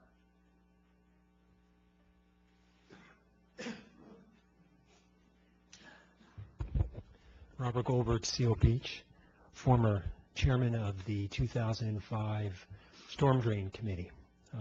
We've been through this before. We've studied it before. As it's been mentioned, we have inadequate facilities in town here. I want to make 3 points tonight. The first is addressing staff's assessment that we had a 100-year flood. We did have a momentous amount of water. But before this 100-year flood becomes an urban legend, staff did not report any actual data, real data from recordings in our town. Secondly, on the chart that they showed, they compared their numbers that they have for our total 24-hour rainfall, which in many areas was in the 3 range, to a 6-hour line on that chart. And so they were kind of comparing apples and oranges. What I've gotten is I've gotten data from 3 different locations, which they can, I'll send them to them, and I'm happy to share it with them, which indicate that we did have historic storms, but they were in the range of probably 40 to 50-year storms. And I don't want to belabor the point, but I just want to make sure that the record is clear right now. Now, perhaps the final analysis will be different. But for example, on the Hill, there's a weather underground station at the Hill, and they recorded a total of about 3.2 inches of rain. But for that 6-hour period, which was shown up in the chart, it wasn't 3.5 inches in 6 hours on the Hill. It was about 2.8 inches. Again, that's about a 40-year flood. There's a National Weather Service station right in the Seal Beach shores, and the actual rainfall there was less. But it's still considered a 40-year flood in the area of the West End pump station, which is important. The station on the Hill is right in the middle of the West End pump station drainage area that you saw before. Now, up in College Park East, inland, it was worse. At the Joint Forces Training Base, there is a National Weather Station there, and they recorded a total of 3.4 inches that day for 24 hours, with a 6-hour total of 3.1, and that works out to about a 50-year flood. And I'm getting these, my flood intensity is from a chart that it came from the Orange County Flood District, where you compare the amount of rain in a certain amount of time to the 2-year, 5-year, 10-year, et cetera. So we did have a historic amount of rain. On Sunday, the staff that was out there in the field deserve all the kudos and more for all the work that they did. But point number 2 is that, related to that, we would have flooded no matter what they did, and also regardless of the status of the West End pump station, we would have flooded. But I think it's pretty logical to say that the flooding that occurred within the drainage area of the West End pump station, which included the area Max Auto Repair at 7th and Electric, the library, PCH at 7th. I think we can conclude that that flooding was much worse than it would have been if our pump station hadn't been at full power. Our full power pump station is 200 cubic feet per second, and the 5 pumps that we had out there, I calculated them at about 45 cubic feet per second, or about 22%. The third point, 1 minute, please. Yeah, the third point is that while staff has kind of painted this picture that everything's been under control, maybe on Sunday things worked out, but third time's the charm. Sunday was the 3rd flood that we experienced over on the west side, and the experience of those of us who live over there has been nothing but exacerbation. And the concern that I have is that I think from the beginning that staff didn't take seriously enough what failure of 1 pump or 2 pumps means at that West End pump station. And I'm now hearing tonight, thank you, Ms. Deaton, that the first pump failed December 22nd. We should have had a declaration of emergency then. At the council meeting on January 9th, when both pumps were out, staff should have been jumping up and down, screaming, because that's the situation. What we've had is more of a reactive approach rather than proactive, adding pumps after one flood, adding more pumps after another flood, and time, please. That's just not acceptable. Thank you very much.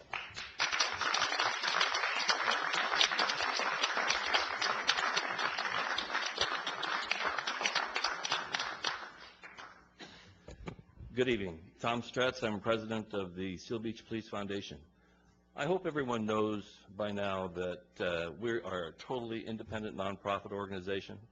Our board of directors is comprised of volunteers, men and women in this community, and we exist for the sole purpose of providing resources, unbudgeted resources, to the police department. Our message remains the same. We look forward to celebrate the return of Chief Joe.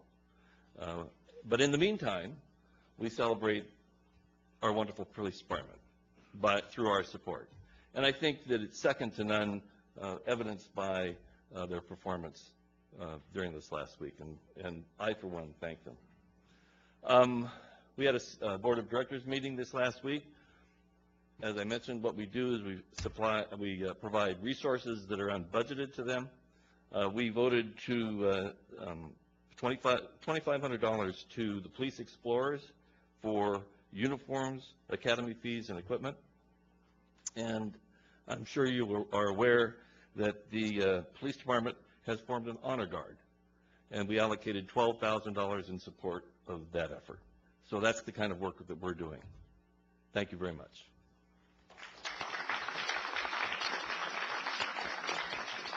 Thank you. Charmin Snow, Old Town Seal Beach. Who's here to support Chief Joe?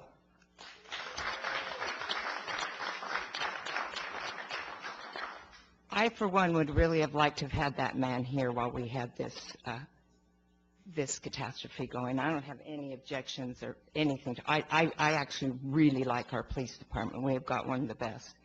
But it would have been really nice to have this man, who has always taken care of us and we trust, be down there. He would have been moving things around.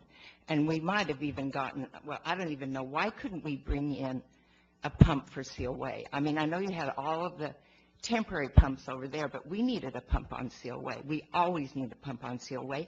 We need a pump on Sealway when it's smaller than this. Last year, you put 2 pumps on Sealway. So it's not a new request. And it's obvious. All your resources were in use trying to save the city as a whole. I get it. But why? I mean, it's not that hard to rent a pump. So I don't understand the whole failure. This December 22nd date, you heard the audience. We're upset about that. This should have been taken care of. We should have had that emergency meeting way before January 17th. Thank you.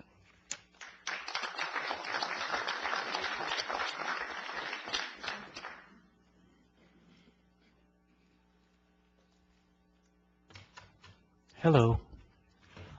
My name is Frank Wojciech, and I live at the Seal Beach Trailer Park.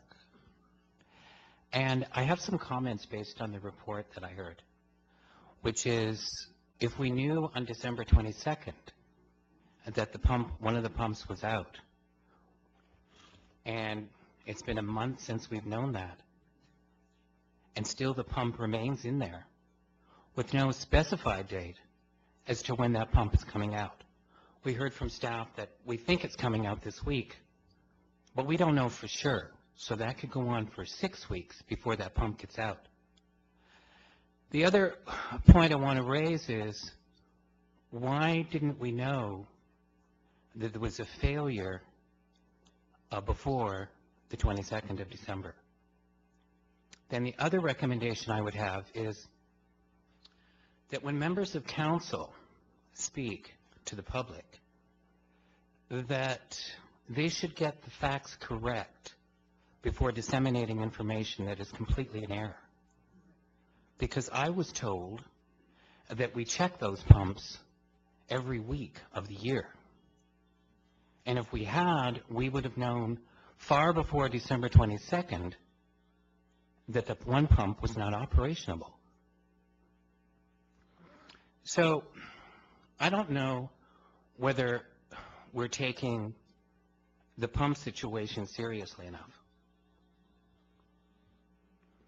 I live very close to the pumping station, and to have all those 5 pumps in operation makes it unbearable to live where I live. Secondly, I disagree with staff and with the question that you asked, which is, how much room do we have back there? I have the best vantage point of that pumping station in the entire city.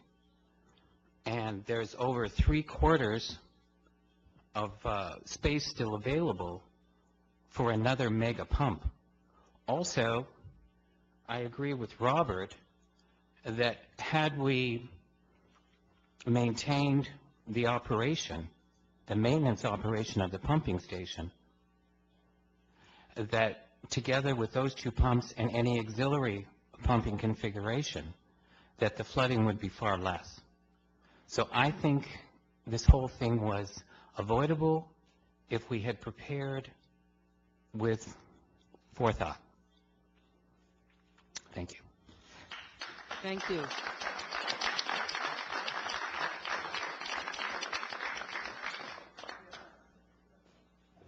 Hello, good evening.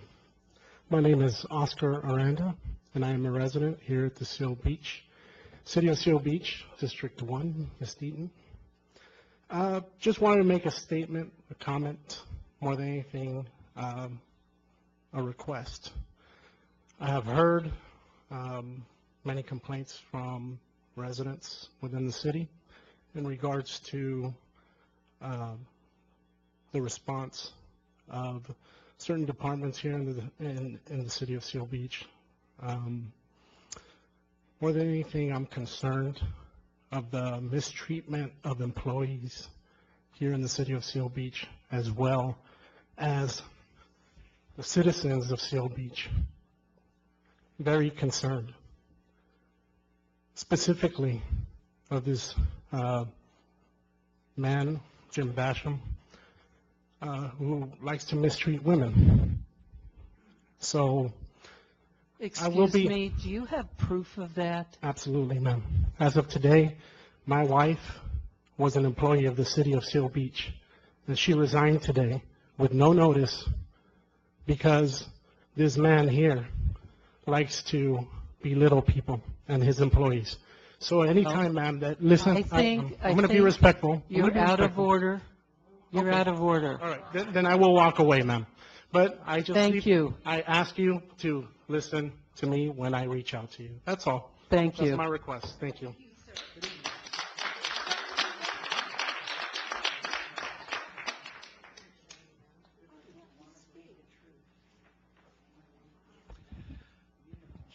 Hi, Paul Yost, former city councilman, former mayor. Speak into the mic so Welcome. they can hear you at home. Sorry. Paul Yost, former mayor, former city councilman. I was here at the emergency city council meeting. And first of all, I do want to commend staff. You guys do work incredibly hard, especially when it's a dangerous situation, and especially when it's raining and it's challenging out there. And I do want to appreciate staff. The issue that I have is with management and the decisions that were made. I mean, we were down here at the emergency council meeting, and we actually gave city staff the model numbers of pumps that had a higher capacity that are provided by our existing vendor. And you guys ignored it. And you left us with less than 20% of our normal capacity at the West End pump station. It is totally irrational to expect anything other than exactly what we got, given what you provided, and that is a major flood. And it's not that hard to take a look at the Doppler radar and to get some assessment as to seeing heavy rain that is coming. And you were given the warning. You were put on notice. And then you had to flood 2 more times before that and add another pump. I mean, my gosh, you could have done a 60 cubic feet per second pump on that site, but declined not to. You gambled with our property and our lives. And we lost. And since at the emergency council meeting, a council member asked the city clerk if there were any claims that were filed, as if that is the measure as to whether or not there was flooding. I strongly encourage anybody listening to my voice right now that flooded to file a claim if that is exactly what it takes. I mean, my gosh, you guys gambled with our homes and our property. And so please, I mean, that West End pump station, I was on the council back when we had those years of heavy rain, and we went through this. Dr. Goldberg was on the Citizens Committee. And what I would like to propose to you is that you do another Citizens Committee and to look into this particular issue, because I don't trust the information that is coming back. I really think that you need to have some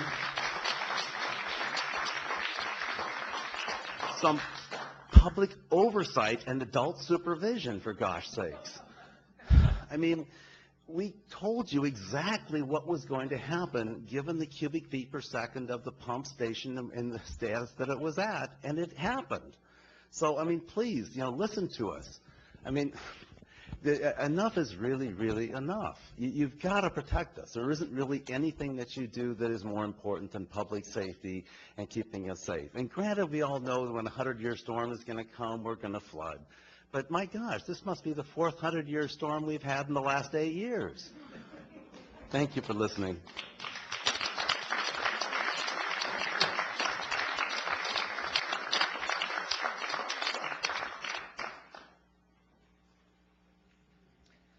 Scott Newton, and I'm not going to talk about flooding, other than to say that there was no question in my mind that our emergency services group was going to perform well. And the city, the police, the fire, marine safety, there was no question about it. And in this particular case, I think we were prepared and preparing. And I think even in an emergency where we weren't as prepared, they would have responded. Okay. But tonight I'm going to talk about, well, first I want to tell you that the community clock made it through the entire storm without losing 1 minute. Okay, so let's lighten it up just a little bit. And I don't think I've heard anything about coyotes in the last couple of days, so that's a good thing. But it's been almost 4 months since our chief was sent away because of an investigation. It's just too long. I come from the private sector. Things just don't take that long. And I realize This is the public sector. Don't quite understand why, but it is what it is. I respect that there's a process, but I think our community is getting, it's wearing thin. I think it's affecting many of our community groups to be as effective as they could be because people are just out of sorts. I think some people have made comments and decisions that they were probably regretting now. They really are. I've heard from several people that kind of jumped into this and didn't really know, and they're regretting some things, including me, saying some things or thinking some things. And we need to get back on a good playing field by finishing this investigation, and I am confident that a fair investigation is going to bring Chief Joe back to the city. Thank you. Thank you.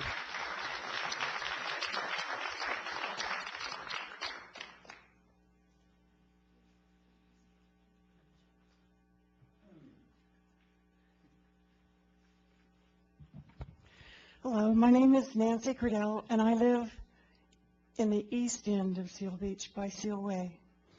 I live on Seal Way, the second house to the end, and I think we're orphans because from what I understand, the associate engineer, could you tell me if we're attached, we're not attached to the county pump, right?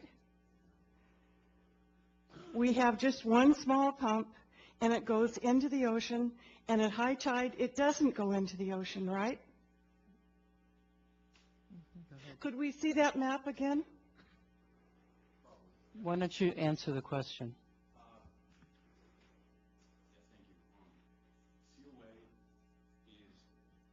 Sorry, forgot. Seal Way We go to is- the Seal Beach pump. Yes, there is no Seal Beach pump that you speak of. It's Ocean- just on a slant. Ocean Avenue, half of Ocean Avenue will drain towards Electric on the north side.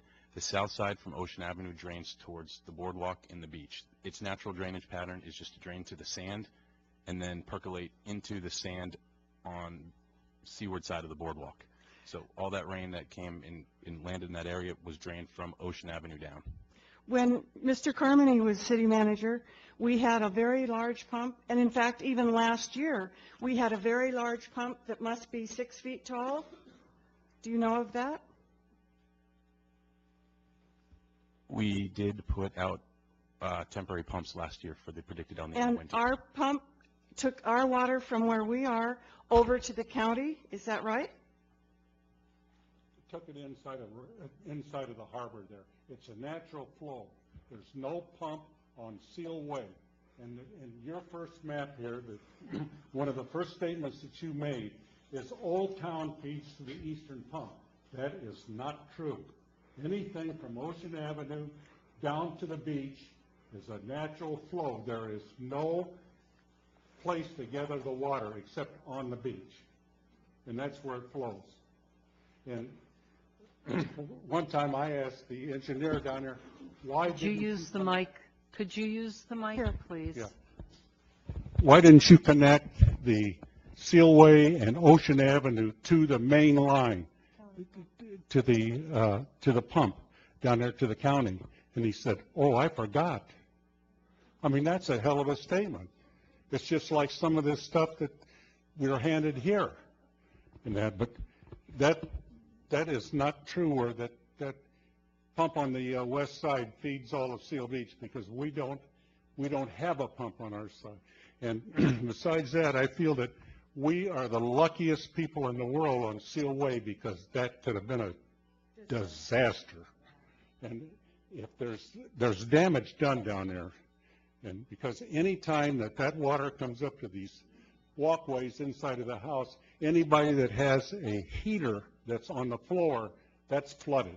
You can kiss that baby goodbye. And I'm actually insulted. My wife called up our councilman and asked her if we could have a pump down there before the storm. The city knew that storm was coming. It was advertised in the paper. And that we got no pump down there. And it was just, if that berm would have been breached down there, we'd have lost an awful lot of homes along Seal Way.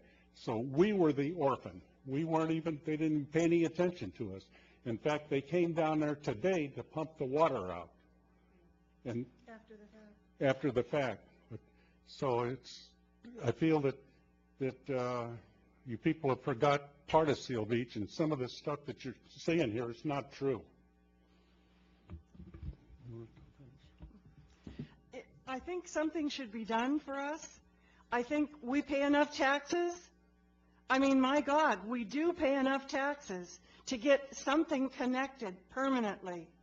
We should not have to pray for a pump every year, or beg. I know Sean Crumby, when he was here, he gave me his phone number. He says, the first time there's anything, call me, I'll help. Well, we got no help. And it's really pathetic that we're all having so much money to do this and that and go out to lunch and, spend it like water. But we aren't being taken care of, and that's a darn shame.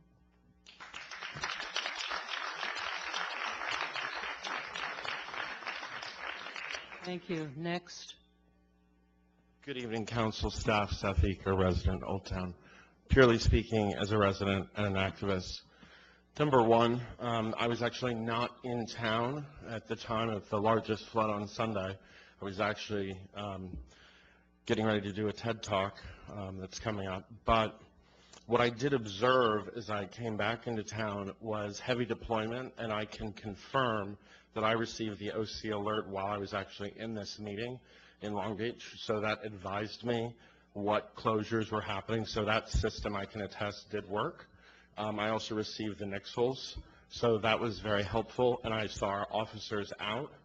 I would say that having been and continuing to be a business owner in the Main Street Specific Plan area, when Dave and I owned the bike shop in the 300 block, we know that that area floods, just as Bridgeport floods, just as Marina floods. I would completely agree that wakes are a big issue.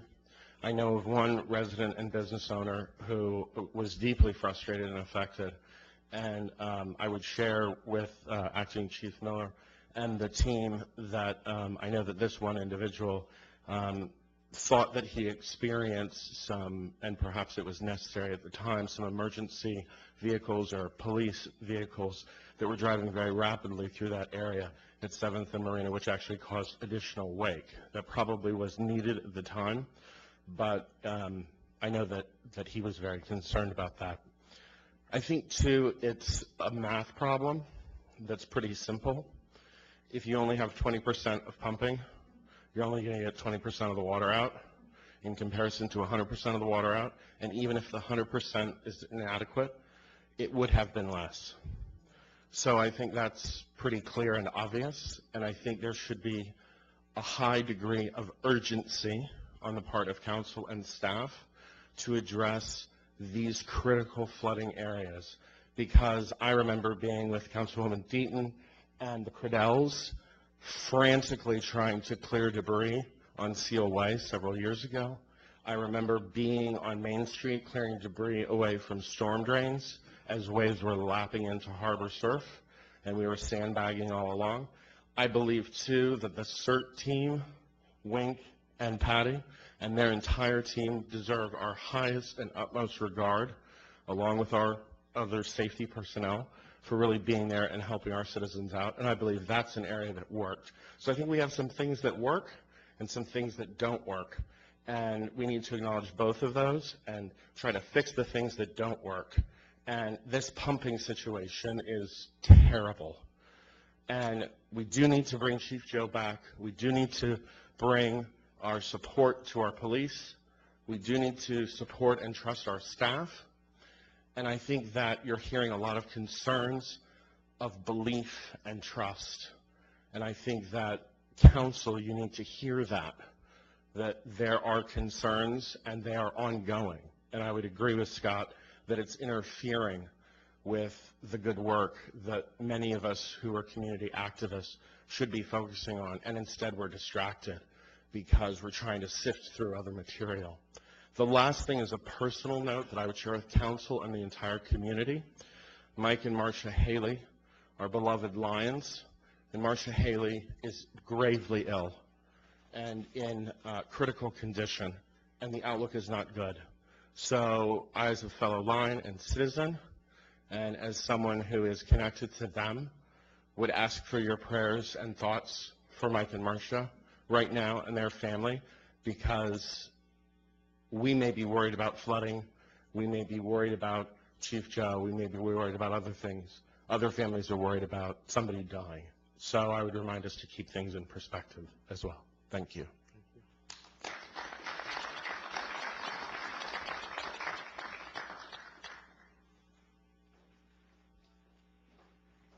Good evening, Michael Bronfenbrenner, long-term Seal Beach residents. Good evening, folks. Wanted to share something maybe a little different. I was out photographing and filming the whole weekend. I got drenched many times. I just wanted to thank our police, our fire department, lifeguards, marine safety people. I was all over the place, and they were all over the place. And I can't believe the effort. I was involved in a storm like this in upstate New York in 1973, and let me tell you, we're lucky we have these people, because this was much better taken care of than that situation I was in before.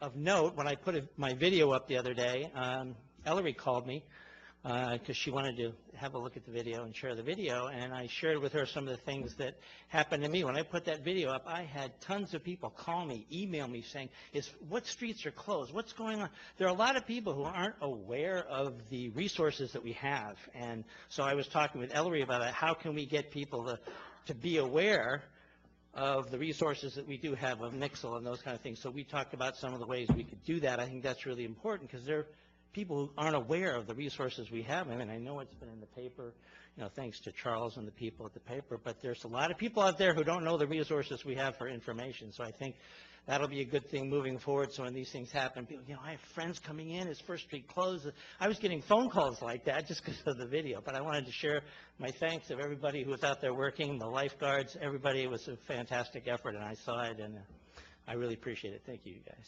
Thank you.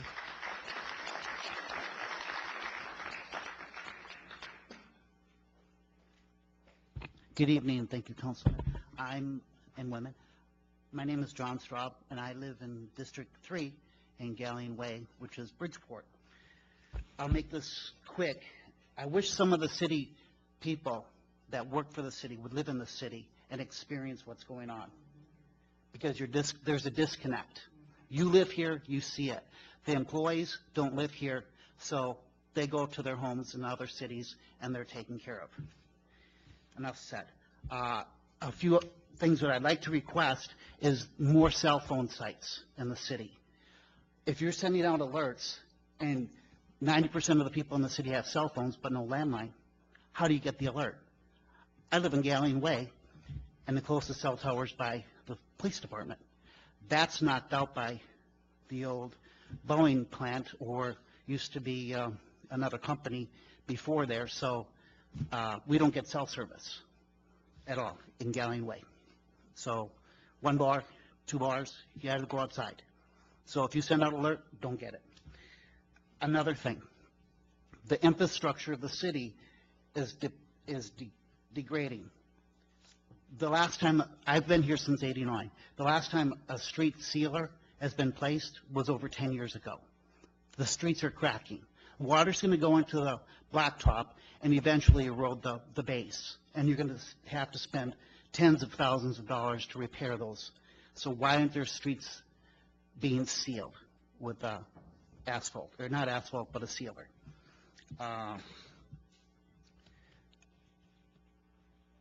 Everybody mentioned more and more pumps. You had pumps standby last year with fences on Marina to transfer water from one basin to another. And Galleon Way flooded this past week. It flooded in December, and it probably flooded in 1999 when we had the last El Nino. But when water's coming up into your backyard and into the garage, and you're calling 911 but nobody's responding, there's nothing I can do. Sandbags would have never stopped this, because the electric has large culverts, probably 4 feet by 8 foot, and our culverts going into that new section is probably only 24 inches or 36 inches. So when electric is full of water and it's backed up, it all backs up into Galleon Way, and I'm at the first house at the end where the culverts are. So I have pictures of flooding. Another thing about the alert system, they need to improve that, like Amber Alert. The city should have an alert system that goes out to everybody's cell phone in this area, because we pay a tax to the city of Seal Beach for utility tax for cell phone. That's $6. What are you doing with that $6? So put in an alert system. A tsunami's coming, or flooding, or what to do after an earthquake, where to go. You're getting money, use it appropriately. And the last thing I'd like to bring up is, what is the city doing for its veterans? You have a big Navy base here and a lot of retired veterans in the community. I worked in Long Beach. I worked at the hospital, El Toro, Tustin, Miramar, Camp Pendleton, and all parts of the world. Most of the Gulf Wars from '89 to 2010. When I went to the animal control place to register my service animals, I had to pay a $20 fee. I'm asking the City Council to look at fees for veterans with disabled animals, or that are disabled, to see if they can waive the fee. Now, the state of California waives fees for disabled veterans on cars, so there's no registration fees. But yet, there's a fee for a dog. That's a service animal. So I'm asking the City Council to consider that. 1 minute, That's all. please. Thank you. Thank you.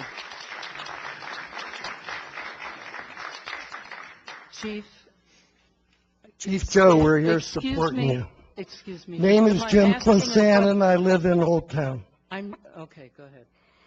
I'll ask you later. So I have a question for you, Mayor, right away. I understand that in negotiations and that, whatever happens goes to the attorney.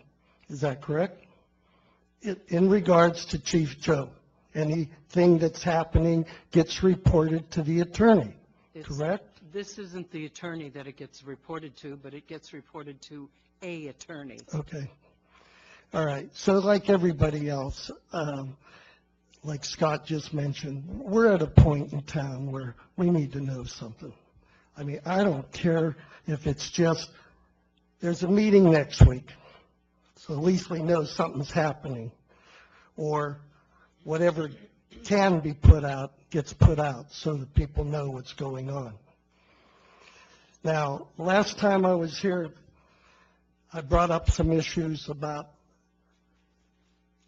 lack of service or how people are being communicated to out of City Hall. And evidently, some people watched it because I had several phone calls over the last couple of weeks with them referring their stories to me. And the gentleman that came in tonight is just another story. So there are things happening, and like I said last week, everybody in that building was hired to serve the residents and the community. And you serve them politely and with respect. And that better start happening. I'm not here to fire anybody. I'm here to have the chief get his job back. But what's going on in his community, and so much more of it showed up today. We have great people here. We have great policemen and firemen, and everybody worked their butts off this weekend. So we need to get things cleaned up. So please, start looking at things, start questioning things, start having meetings with your people, and tell them how you want things handled, the way Seal Beach residents want it handled.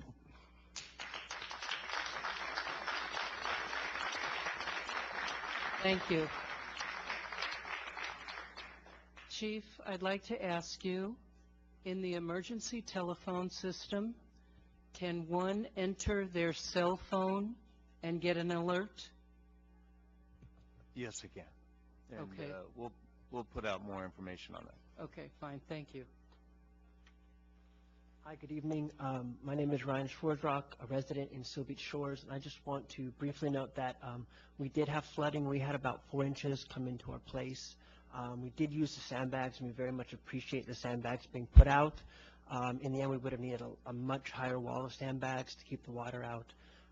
We appreciated all of the patrols being done by police, fire, and lifeguards. That was great, but we were very concerned about those pumps not working at complete capacity. Thank you. Thank you.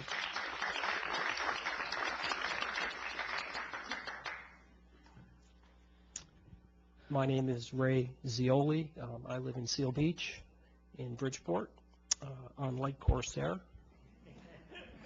I'm sorry, Corsair Way. But in all seriousness, we had a momentous storm, and I think everyone in this room knew that a momentous storm was on its way. You know, every weatherman in LA, whether it was a 20-year storm, a 40-year storm, a 100-year storm, to me it doesn't matter. We all knew that a momentous storm was on its way. And to go into this with 20% of design pump capacity, in a word, is negligent.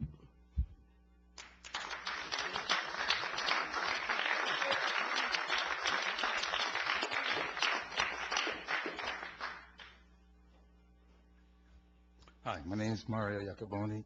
I live in Seal Beach in Bridgeport. I've lived there for over 20 years, and the whole time that I lived there, I worked for an agency that handles water, a lot of water, the LA County Sanitation Districts. I recently retired in May, but I still have contacts there, and I just kind of called and asked about availability of pumps and things of that nature. The wastewater plant in Whittier, actually, let's talk about the one in Harbor City. It's 450 million gallons a day. Just to give you some perspective, okay? 50 million gallons a day is 100 cubic feet per second, in one pump, and we would handle pumps like that all the time. Now, I'm only saying that because I know you're not in LA County, but you're in Orange County, and there's a sister agency in Orange County, the Orange County Sanitation Districts, that I would beseech you to contact, because they have an engineering department, they have a purchasing department, they have contracts in place. I don't know how easily it is to, access those kind of contracts and whatnot, but we would do things ourselves for other cities in Los Angeles. And I don't know how that works in Orange County, but you might want to look into that. And I will leave you with a thought, excuse me for saying it, but bigger is better. And in this case, it is better. So think about that ahead of time, and it's not just the pump, it's the discharge. Make the discharges as large as you possibly can. You want to keep the head losses down. And one last thing, because everybody's talked all about this, and this Chief Joe, I don't know anything about it, but I sure would like to know what he did. What and why he is no longer there, and it would help. Anyway, thank you.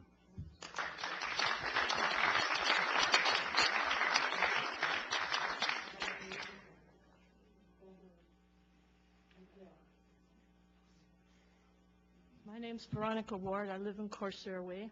I've been flooded 4 times, 1995, 2000, and 2004. And in 2004, the police department reported that we had a 100-year flood at 1.6 inches. I have the paper. I am so sick of paying ServPro to clean up my house. And I'm very, very tired because I've been doing sandbagging and bailing water for the last 2 days.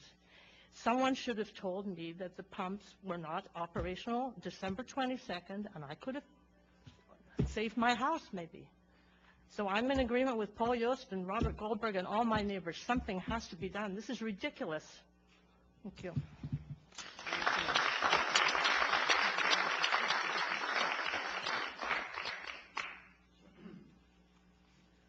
My name is Dee Schumacher. I live on Corsair Way. In 2010, I lost my Corvette. I filed a claim with the city. Of course, I wasn't given any compensation for it. I just got the insurance for my car. But it was pretty discouraging and very, very upsetting. I spent the day today cutting out carpeting in my master bedroom, trying to get that taken care of. And I was so thankful for Robert Goldberg and Cindy Ludwig for helping me get sandbags in front of my house as I was gone this weekend caregiving for my mother. So I just want to if it weren't for Robert Goldberg and Cindy Ludwig, I don't know what we would have done. Thank you very much. Thank you.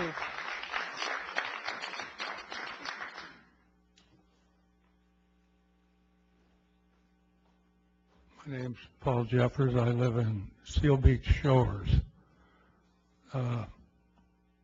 We've managed to form a corporation and buy that park ourselves, and we call ourselves Seal Beach Shores now, not the trailer park.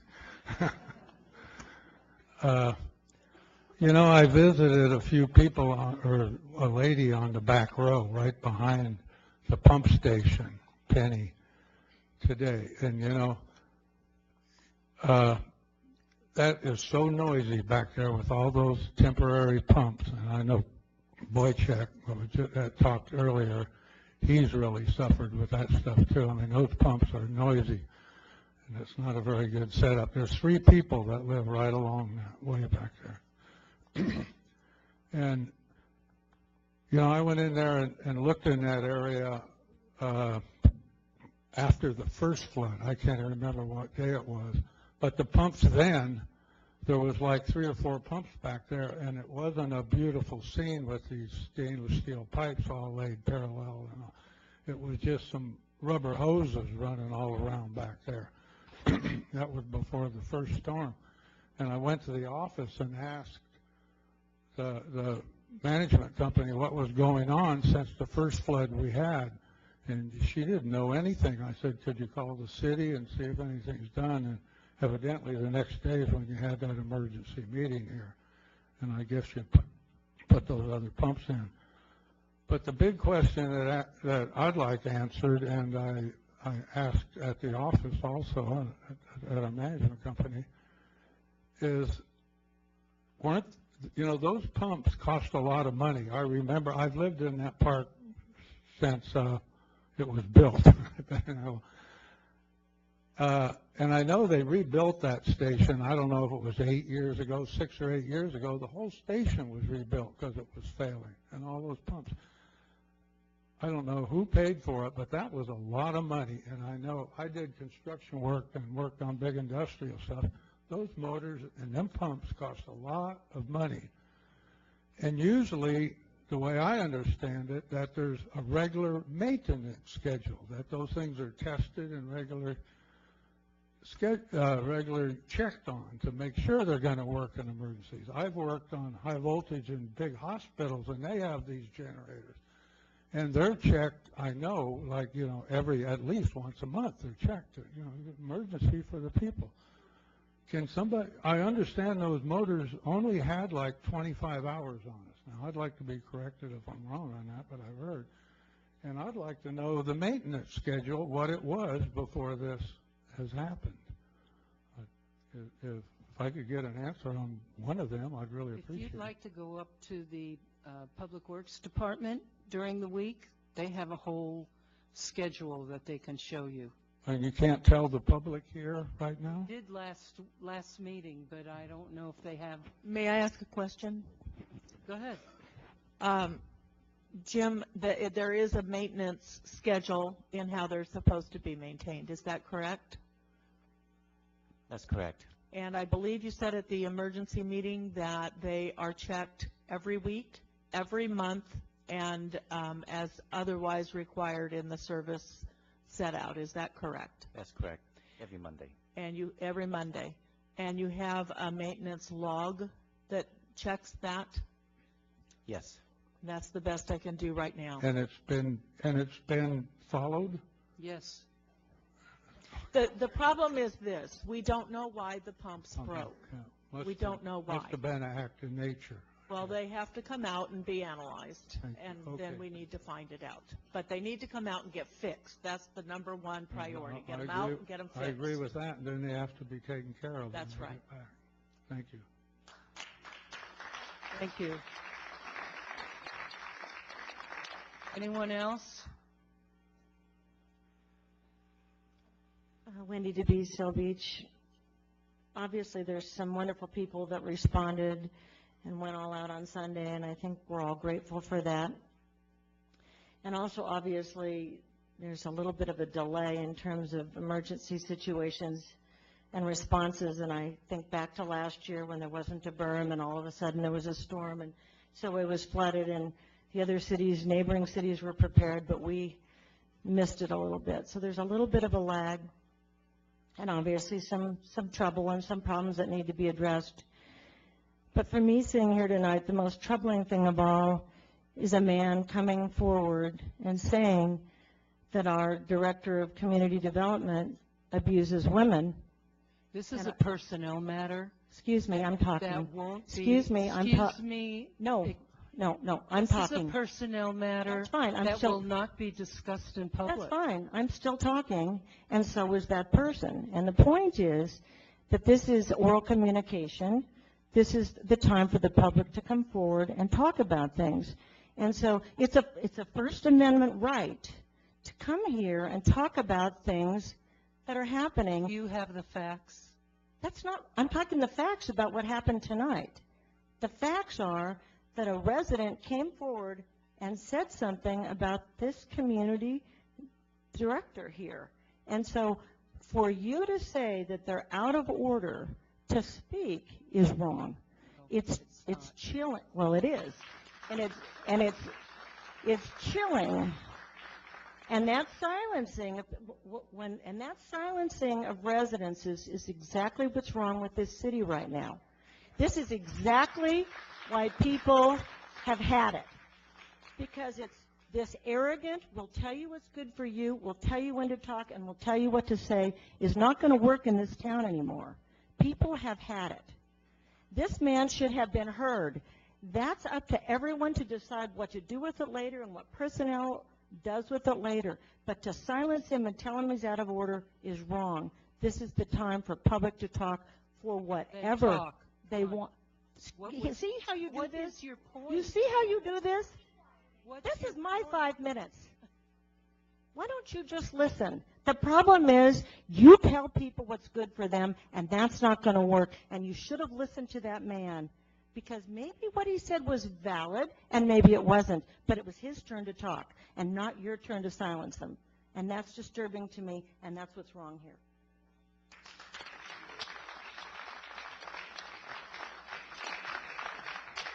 Anyone else like to speak?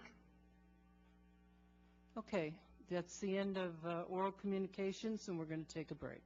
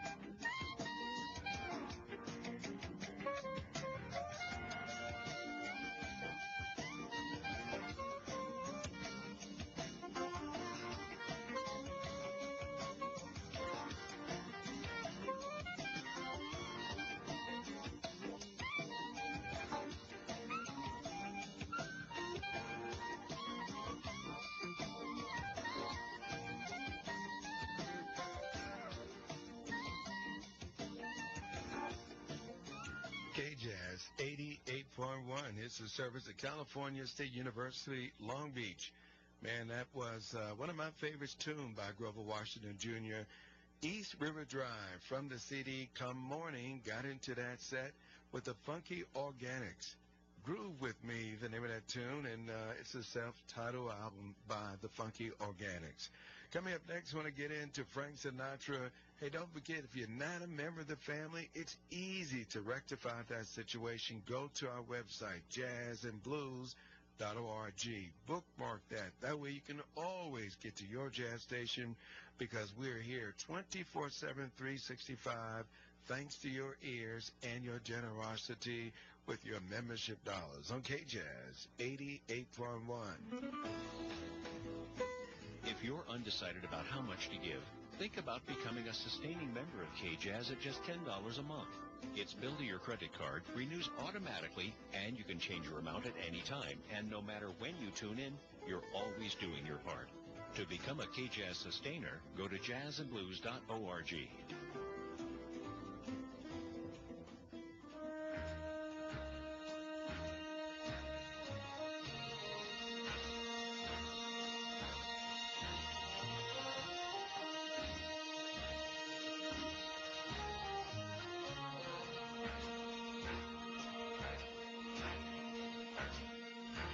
Never treat me sweet and gentle the way she should. I got it bad, and that ain't good. My poor heart is sentimental, not made of wood. I got it bad, and that ain't good. But when the weekend's over and Monday rolls around, I end up like I start out, just crying my heart out. Doesn't love me like I love her, no, nobody could. I got it bad, and that ain't good. Like a lonely weeping willow who's lost in the woods, I got it bad, and that ain't good.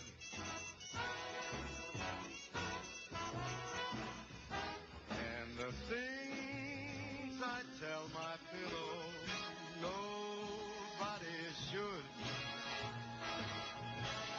I got it bad, and it's no good. Though folks with good intentions, they tell me to save up my tears, I'm glad I'm mad about her. I can't live without her.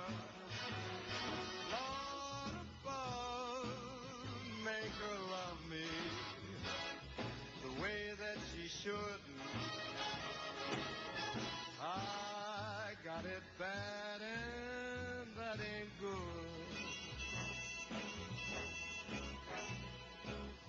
I got it bad, and that ain't good. No good. No good. No good. No good.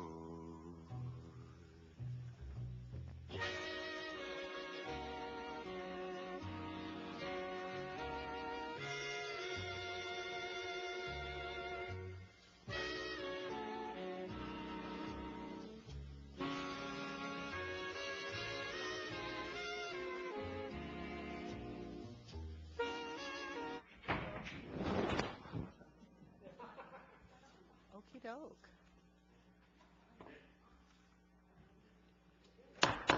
Okay, let's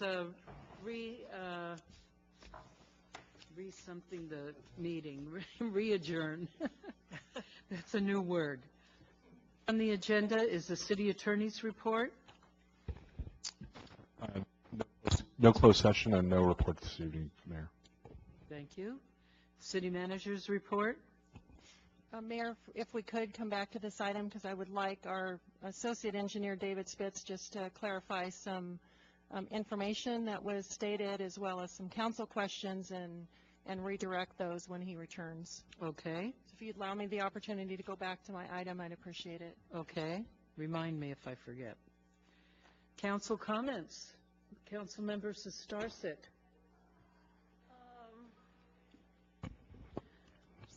Some of my comments I've already made. Thank you to Public Works, the Police Department, the city, all the people that put in endless hours working to help College Park East and the rest of Seal Beach. I did want to thank Assistant City Manager Gallegos for checking on Frontier. A lot of our residents, we have underground phone lines, and a lot of them are without service right now, and so they're having difficulty contacting Frontier, and those that have are told that they maybe will get fixed the end of the week. So one lady particularly called me. Her husband is on Lifeline Medical and is out of service, so I appreciate them being, hopefully can get in and get that fixed to get them back in service again. So, and I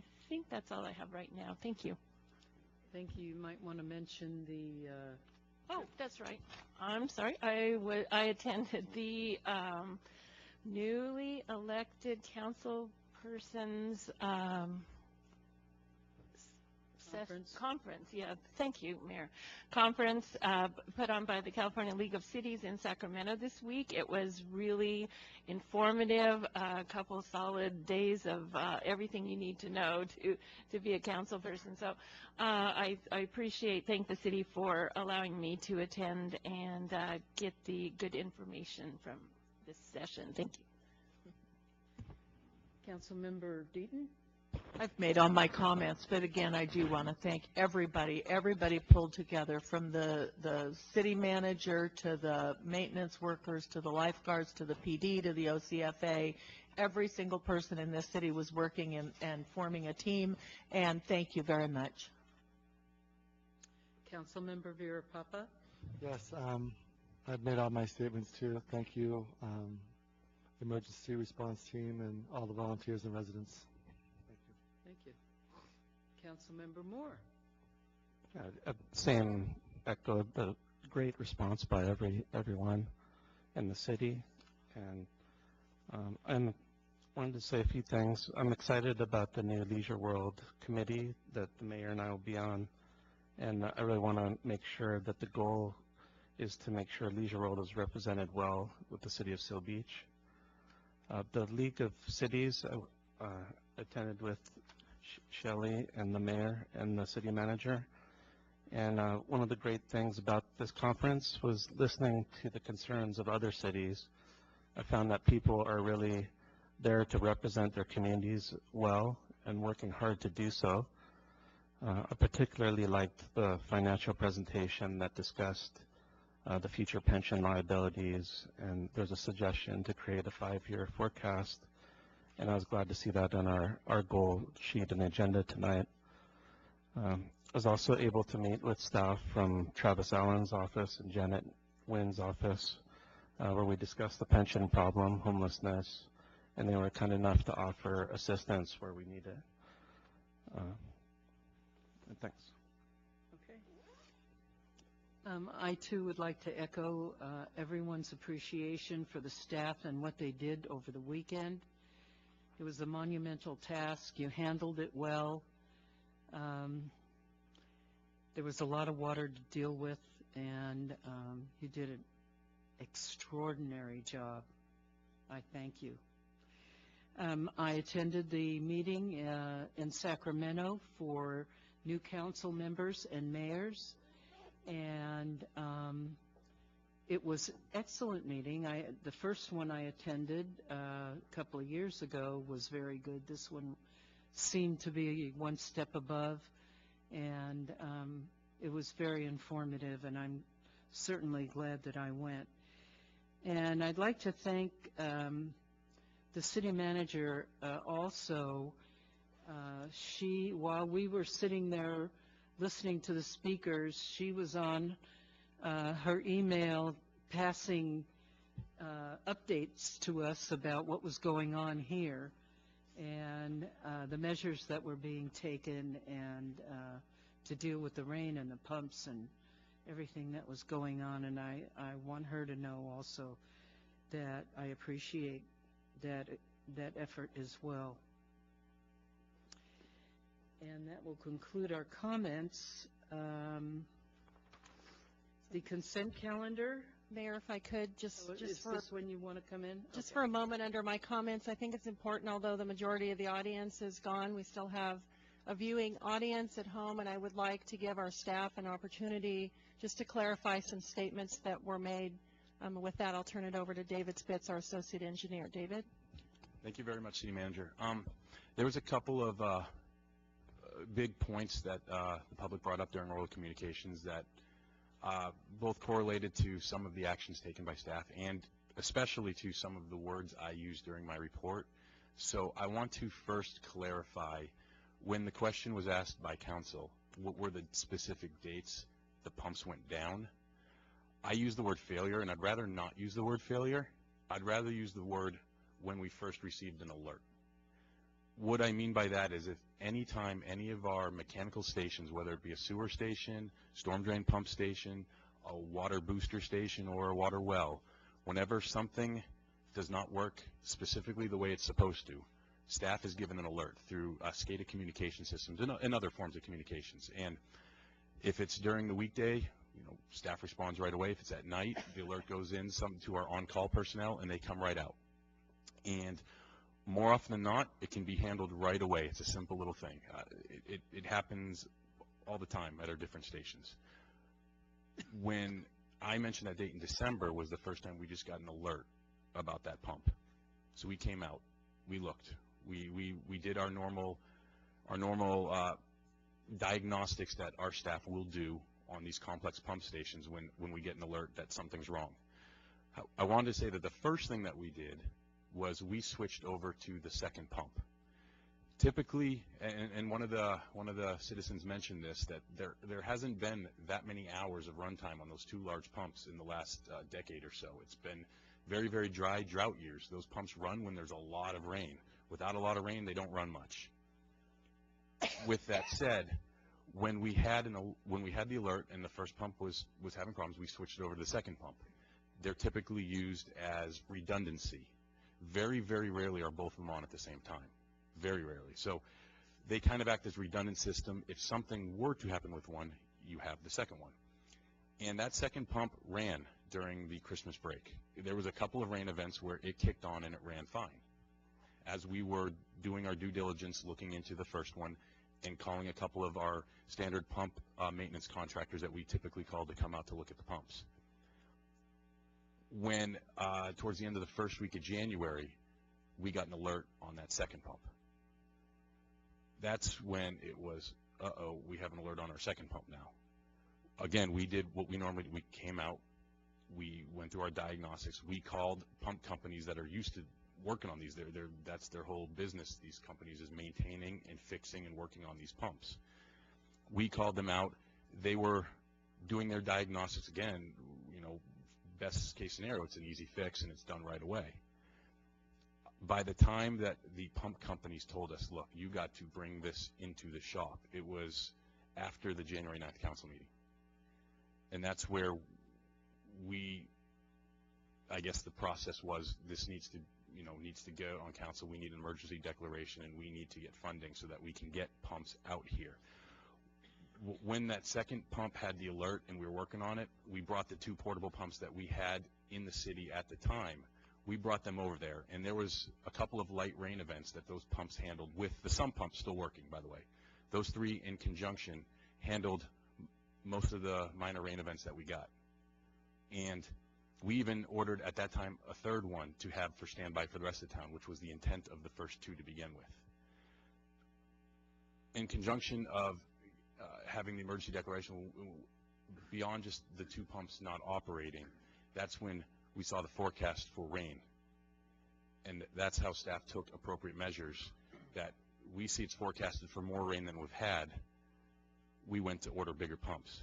And this kind of moves into the second biggest question about the size of the pumps and the rental of the pumps. There was discussion on a much bigger, I think they mentioned a 60-something CFS pump. It's huge compared to the ones we had out there. It's a very big footprint. It's a very expensive pump to rent, and it does pump a lot more water than the first ones.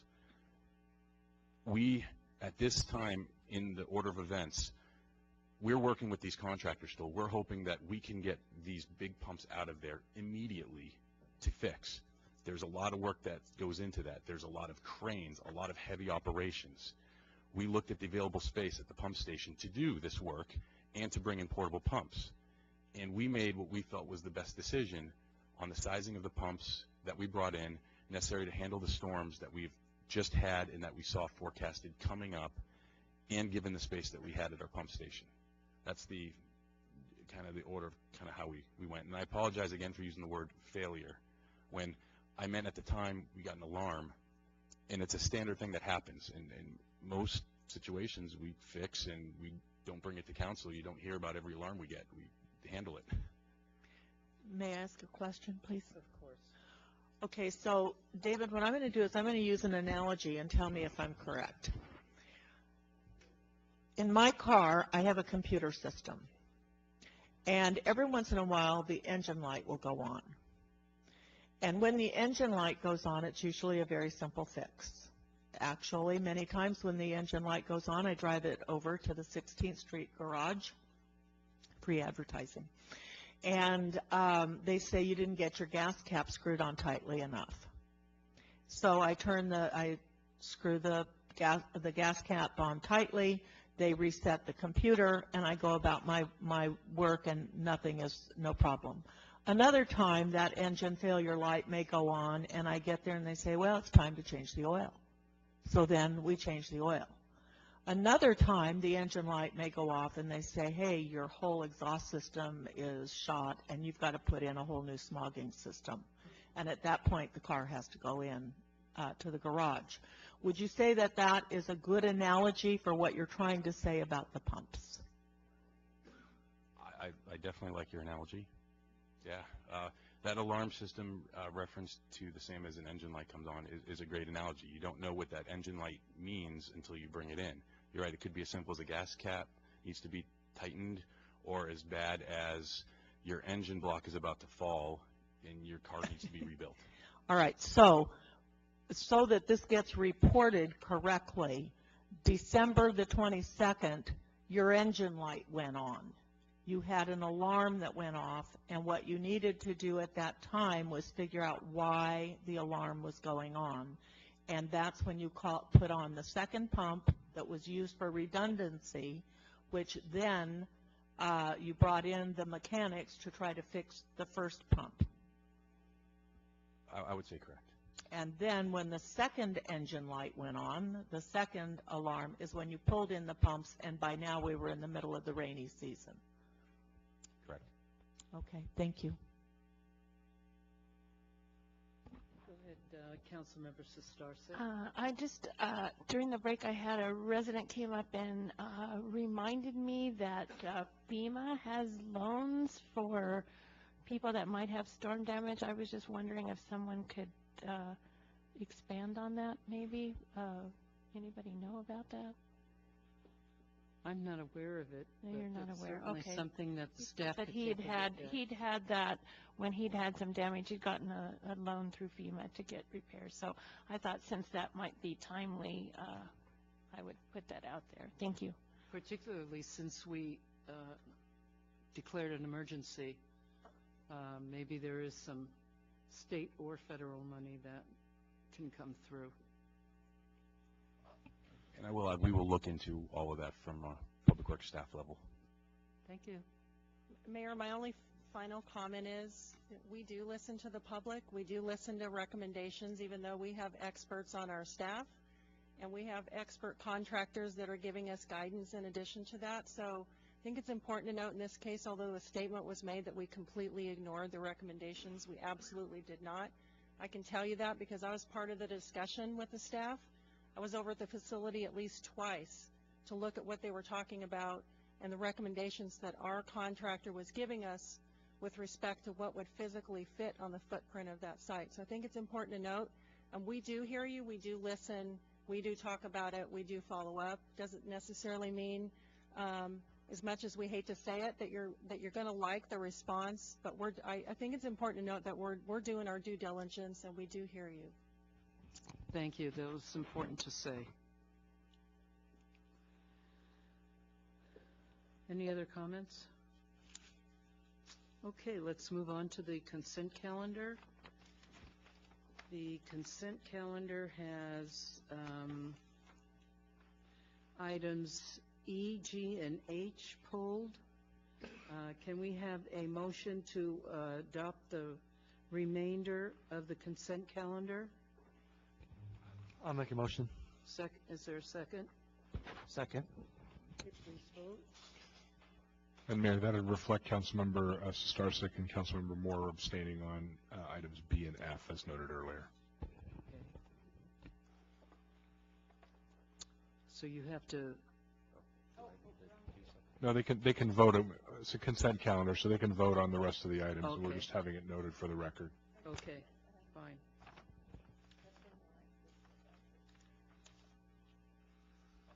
Okay, first item E, City of Seal Beach Strategic Plan, 6-month strategic objectives update. So just for a quick summary of this item, Council, as you know, this matrix provides an opportunity for staff to give you a monthly update on the 6-month strategic objectives that you established with your executive team back in October, and so this serves as the monthly update for you. I think it's important to note as well, we try to be really aggressive, and as all of you know, that we're there the day that we were working on these objectives in terms of target dates that we anticipate for completion on these objectives. And of course, we want to be aggressive, and we have until April 1st to come back to you. Of course, we want to try and get it done by that time, but I think it's important to note if we miss a target date, it's not because we're not working on it. There's other priorities that come up that pull us away from that. And so with that, I know Councilmember Starsik pulled the item, and we're happy to address any specific questions that she might have. I was just having, I attended the October strategic planning meeting. I didn't get to attend the April one. I was just curious as to how we were I didn't see a completed or whatever, so I wasn't sure how we were doing on meeting our goals and we have on target. And anyway, that it was just kind of a question of relating this chart to our goals and how we're doing. So if you can see from the actual matrix, we have 4 3-year major goals, and then we've got several strategic objectives that have been identified for our focus over the next 6 months. And so you'll have some numbers that are identified under each 3-year goal. Hopefully you're noticing that these are some pretty aggressive strategic goals that you've identified as to try and achieve over the next 6 months. So at this point in time, I mean, we're still, it's been a couple months. We still have, another 3 months or so to move forward with these objectives until we come back to you in April.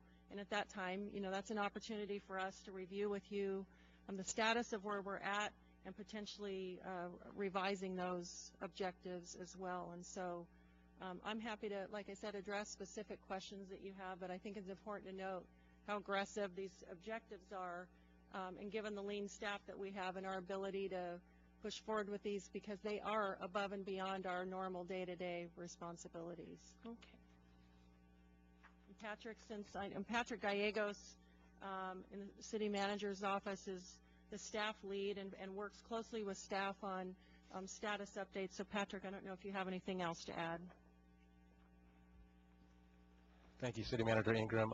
I do not at this time, but I could here to answer any specific questions. If it deals with any specific department, we can follow up with each of the directors if needed. Thank you.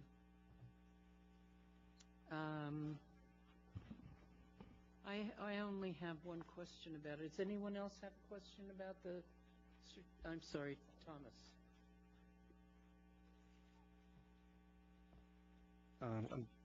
Just a few questions. On the Secure the Tidelands lease agreement for the beach, what's any news on that? If I could, Jim, can you just give a quick update on that? I know we had submitted a letter to State Lands Commission in response to their proposed agreement, and we're, at this point, I don't believe we've heard back from them, correct? You're correct, Madam City Manager, in that the only response that we received from them after we sent the letter and disputing what they're asking for as far as lease terms is that their staff and management staff is reviewing our letter. And that's what all that. So we've asked for updates, but they're still reviewing it. Okay. The other thing was it says hire consultant to develop a 5-year plan for finances. Can you explain the process for that a little bit? Sure, we can. I'll turn this item over to the responsible staff member, which is our finance director, Vicki Beatley. Vicki? Thank you, City Manager Ingram, Mayor, and members of the Council. Councilmember Moore, in direct response to your question, if I understand the intent of the question, we would hire a consultant to put together a model that will help us to be able to input data and make modifications to 5-year projections. So the idea would be to have somebody come in to assist in the process and actually lead the process to put all of the financial information together from across the city and be able to, especially given what's going on with the changes at CalPERS, be able to look 5 years forward and project some of the future costs with the city. We have some debt that is coming due, and so some funds will be freed up by not having to make those debt service payments anymore, and it will integrate all of those inflows and outflows and make projections. And having a consultant do it would allow for 100% focus on the project rather than having staff be able to do it as time permits. And it's also a third-party evaluation of what's coming in and what's going to go out. Absolutely, Mayor. And in addition to that, there's some other processes that are going on. For example, the water rate study is going on, and there's also a need to, from some recent legislation, to do a reserve study and have a policy for debt service reserves. So all of those things will be taken into consideration in a forward-looking perspective. Good. Anything else? Yeah, just when I'm looking at Robert Goldberg's comments on the objective on page C, fiscal response sustainability. Objective 2 is to present new water and sewer rates to council. Previous target date was 2/27, and this is now 4/1. However, the status column indicates that this objective is still on target. So do we change some of these dates as this gets updated? Or Councilmember Moore, thank you for that question. Yes, we certainly will revise these target dates. They will be reflected on the next staff report. And can we keep like the original, to show if something changed from when it originally was projected? Red line? Yeah, like a red line. That's a great suggestion. We'll do that on the next staff report. That's it. Okay. I just have one small comment, of course. It's about the Coastal Commission.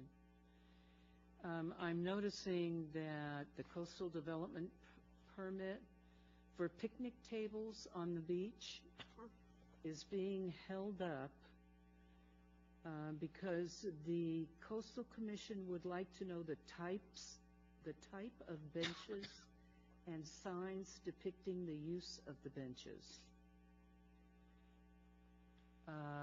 The benches are going to be used to sit on, and the signs will tell you that these are for sitting and for the public.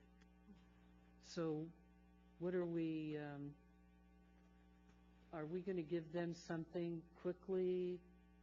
Do we have to give them the model of the bench and a photo of what it looks like and describe the signs? And Tim, you want to explain as to what you did in fulfillment of that inquiry from coastal staff?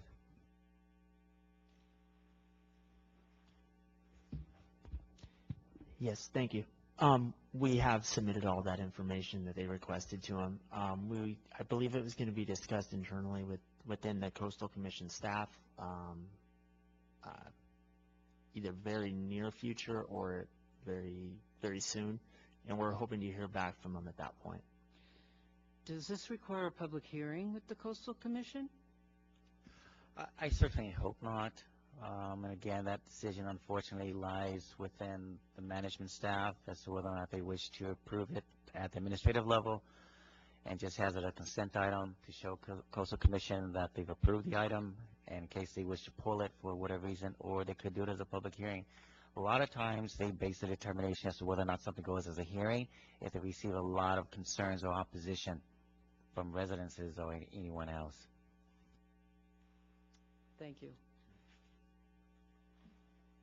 Okay, can we have a motion to adopt item E? Mayor, could I just make one final comment? Yes. I just want to say in follow-up to the league conference that we were at last week, as Mayor and council members Moore and Sostarczyk know, we heard a lot about strategic planning in one of those sessions and how significantly important it is. And I think it was eye-opening, at least it was for me, I know it was for some of you as well, agencies that aren't doing it. And so for that, I want to say I'm happy for all of the four of us. We could check off that box that we've been doing it. And I want to thank the council individually and collectively for your leadership and your guidance and your commitment to continue, because it does provide us the guidance that we need in terms of what your vision is for us to move forward. So thank you for that. Thank you. Thank the staff for doing such a magnificent job. Can we have a motion to adopt the 6-month update on item E? Receive and file. It's a receive and file? Okay, never mind. Item G, agreement and First Amendment with Municipal Water District of Orange County for water conservation participation. Can we have a staff report? Yes, Mayor, thank you again. David's getting a lot of airtime tonight, but I'm going to turn this item over to him for a brief presentation, and we're happy to address questions. David? Thank you very much, and I'll try and make it brief. As you're right, I've talked a lot tonight. This item before you is resolution number 6710, requesting authorization for the city manager to execute an agreement with Municipal Water District of Orange County, otherwise we use the acronym MODOC for them a lot, for water conservation participation, and to execute the First Amendment to this participation agreement with Municipal Water District of Orange County. To kind of get into some background of what this is, Metropolitan Water District is the wholesaler for all of Southern California. A lot of the water agencies in Orange County kind of formed a district called Municipal Water District of Orange County, and what they do is they're an agency that works for all the Orange County water, or almost all the Orange County water districts. They lobby for funding. They perform a lot of the high-level governmental actions that is required of individual water agencies on our behalf. They have an operating budget to do this kind of work. They call this the core program, their core work, and all the participating agencies, in essence, fund this based upon size. Municipal Water District of Orange County also has what they call choice programs. These are certain types of programs that is really not a benefit of all water agencies, but only certain portions. So it's an elective program that agencies can, in essence, opt in to participate if it benefits them. For instance, on the staff report I put couple of these choice programs. There is the South Coast or South Orange Coastal desal project. Now, we wouldn't opt into that because something down in South Coast really wouldn't benefit us up here in the north part of the county. However, there are other programs that we like to opt into, and one of them is the water use efficiency. There's many parts to this. MET, as I mentioned, which is the Metropolitan Water Authority, tends to fund a lot of these programs, and MoDOC will work and act to administer them on our behalf. And if we, in essence, opt into some of these programs, we can partake of the benefits. In the past, a lot of these programs have had individual agreements for each one, and they were yearly. What was happening is MoDOC was sending these agreements to different water agencies in Orange County, sometimes dozens a year, and it was getting very burdensome. It was costing a lot more money to the member agencies because MoDOC staff was spending a lot more time administering these programs. So what they are, in essence, trying to do is bundle all these programs into one agreement. And they want it not just a one-year agreement, but a 10-year agreement. And that's what they're asking to do. Now, a lot of agencies have kind of waited to see how this is acting and operating right after it was first rolled out, and there's been a lot of rewrites and some glitches with how this first 10-year agreement worked, and so they've presented their first amendment already, and it kind of covers up some of the glitches. A lot of it has to do with the turf removal program that everybody's heard about. We would still like to participate in this program, and to do so, this is the agreement that MoDOC is requesting of all water agencies in order to participate.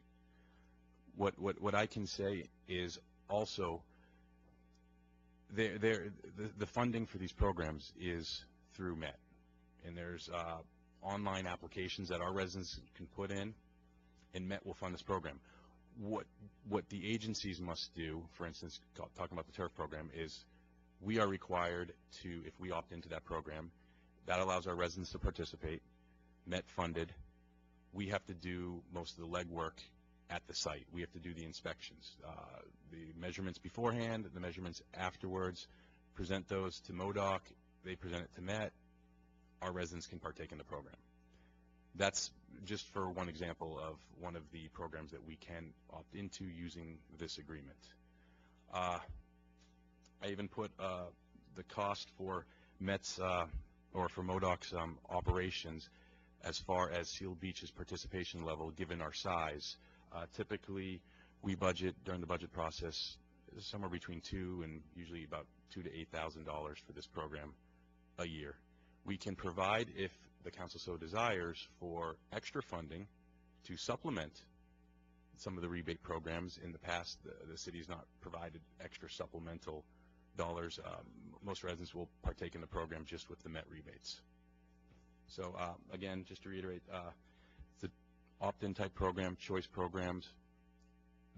What MoDOC wants to do is basically bundle all of these options into just one longer agreement, cuts down on the excruciating amount of staff time they spend, which therefore cuts down on the cost to all the participating cities.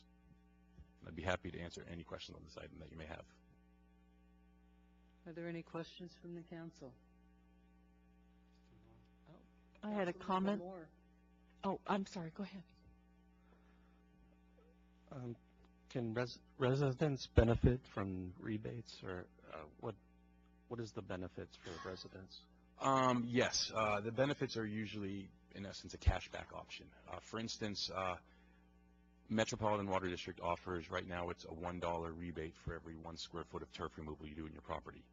If, for instance, a resident wanted to change out, to conserve water, again, wanted to change out, let's say, 400 square feet of turf, if a resident should have that much turf at their house in Seal Beach, they could apply for that program. Staff would go out, measure, make sure, yep, 400. We would certify it. They would do the work. They would send in, or they would fill out the rest of the application at that point, basically the closure part, to Metropolitan saying, we finished the work, can we have a rebate? They would send it to us. We would go out and do the final inspection, make sure, yes, you did take out 400 square feet of turf, and you changed it to drought-tolerant plants, to artificial turf, to DG, whatever. And then we would okay their application, and then they would get that $400, $1 per square foot rebate from Metropolitan. Okay, thank you. Actually, it's going to cost a heck of a lot more than $400, isn't it? Well, who's doing the work? The property owner has to have their gardener or whomever. Yes, in that aspect, yes. The work would be borne by the homeowner. Okay, so they're getting a $400 rebate for the $20,000 it's going to cost them to do it. Yeah, whatever it costs them to do it, they'll get that $400 back. Mostly they wanted to conserve water as the basis for doing it, and this was just a way, especially during the immense drought we've been seeing, this was a way to push a lot of people into taking these conservation measures. Well, I'm not going to dwell on that one. Comment? Yes. I think that the confusion over the desal is because we opted into the Huntington Beach desal, and I think that's where the desal confusion is, that you're talking South County here. The Huntington Beach was an entirely different program. I don't know if you can talk to that or not. I'm not too much of an expert on that, but what I can say, you're right. There's more than one desalination project, and certain water agencies opted in to participate with, whether it be the studies or other work on certain desal projects that, should they come to fruition, would greatly benefit their agency. We did in the past opt into the Huntington Beach desal. I believe fiscal year 14-15 was the last time we participated in that project. And I honestly couldn't tell you what the status of that is right now. It's kind of on a treadmill at the moment. Yeah, it's not really close to moving forward. Yeah. And Poseidon is too far away for us to participate in. Well, okay. Pleasure of the council. Someone want to make a motion here? I just had one question while you're on it. Sorry. That's okay. I also had a question about Poseidon, because I remember that vote up here. Who actually, on the rebates, what does the city do, and what does MoDOC do, or what Med does? Because I bought a high efficiency washer like 3 or 4 years ago and put in the rebate and never got it. And then last year I said, okay, I'm putting in low flush toilets and I'm going to get the rebates, and I didn't get them. And I'm like, I'm fairly confident. Usually I can do it right. So I'm like, well, did they run out of money? Nobody said anything anyway. So I was just curious. I can definitely look into that for you. But in some programs, they've been on hold, and they took waiting list applicants because the money dried up at Met, and new budgets will provide new money. Yeah, that's. It's all right. I just was like, do I try again, or am I stupid at this? There may be just waiting lists on certain. There may be waiting lists on certain programs while they're getting ready to fund it again, and there's a chance there's some waiting lists, in essence, waiting for us to approve this First Amendment. Okay. And if we do that, there might be a chance that they'll release some if that's the case. Would they go back, though? Like if Shelley had done it last year, would they go back and start taking the ones that had already been put in? I would highly anticipate that to be correct. Okay, and like I said, I can look into that for you. Thank you very much. Okay, can we have a motion to adopt G? Anyone want to make a motion? So moved. Second. Is there a second? Second. Okay, all those, or please vote. Okay, 5-0. Item H, notice of completion for council chamber remodeling project number BG 1401 and SBTV 3, control room upgrades BG 1402.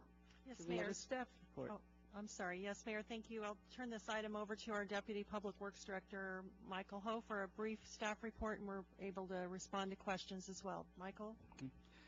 Thank you, City Manager Ingram, Honorable Mayor, and members of the council. Item H for tonight's meeting is the request for accepting the City Council Chambers remodel project, and also direct the City Clerk to file the notice of completion within 35 days and release retention. So a bit of history. Back in May of 9th, 2016, City Council approved the plans and specifications for this project, and this project included relocating Seal Beach TV, adding bulletproof to the dais, adding a third exit to the chambers, and also panic switch buttons. This project was completed and accepted, and the project total came out to $398,000. The project budget was a little over $500,000, and the project came in within budget. And that concludes my staff report, and I'm here to answer any questions. Okay, I pulled the item because I want to be sure that the public is aware that the sound and the visual of SBTV3 had nothing to do with this remodel. Am I correct about that? That's correct. Okay, well, we have been receiving a lot of complaints about the sound and the visual. How do we go about improving that for the public at home? Because as many people as come out here, there are a lot more that like to watch it on TV. Do you know the answer to that, Michael? Because I think it's not our budget. I think it's somebody else's budget, and I don't know if we can contribute money toward that. I don't know what the process would be. Okay. I don't know the answer, but I'll definitely report back in the proper procedure in trying to get the audiovisual quality improvements. Okay, thank you. Mayor Masalovit? Yes. If I may provide Yes, some City Clerk. If I may provide some additional information. I've too received and heard the information that both the audio and the visual is not always functioning as it should. I've been working with Robin through SBTV3 to try to see what we can do to improve it. We do anticipate that we'll be looking at potentially doing an RFP to upgrade the audio visual. We're also looking at, to speak of just the visual, the different components of that are involved. We're looking at upgrading that as well. That may be able to be accomplished through an informal bid process. We've been a little bit inundated with other projects, and I am trying to move that up the priority list. Who funds it, Robin? I have not seen that there's any funding through SBTV3, and I do believe it would be something that I'd be coming through City Council for. Currently, there most likely are not enough funds in the city clerk's budget. It's rather lean. But once I do have that information, we'll bring it back to council. And again, we are trying to move that up on the priority list. Okay, thank you very much. Any other questions from council? Yes, I had a question actually. In the staff report, it says that the project consisted of, among other things, installing panic buttons and bulletproof panels on the dais. But I didn't see that. I didn't see both of those here. Is that correct? To tell you the truth, I don't remember where the panic buttons are, but the bulletproof is down here by your legs. I saw that. I was just curious about them. So Michael and I talked about that today, and we just need to set a time when we can do a short tutorial for you. So hopefully you never have to use them, but in the event that you do, you'll know how to use them. So we'll work with you on that. Right. Okay. Okay, then I'll assume that means everything's okay. Thank you. I told her I don't think we need panic buttons. We already have our police department here. I know. It's so great. I'm bumping my knee against my panic button pretty much every night, so I know it's there. Okay, can we have a motion on item H? I move it. Is there a second? Second. Okay, please vote.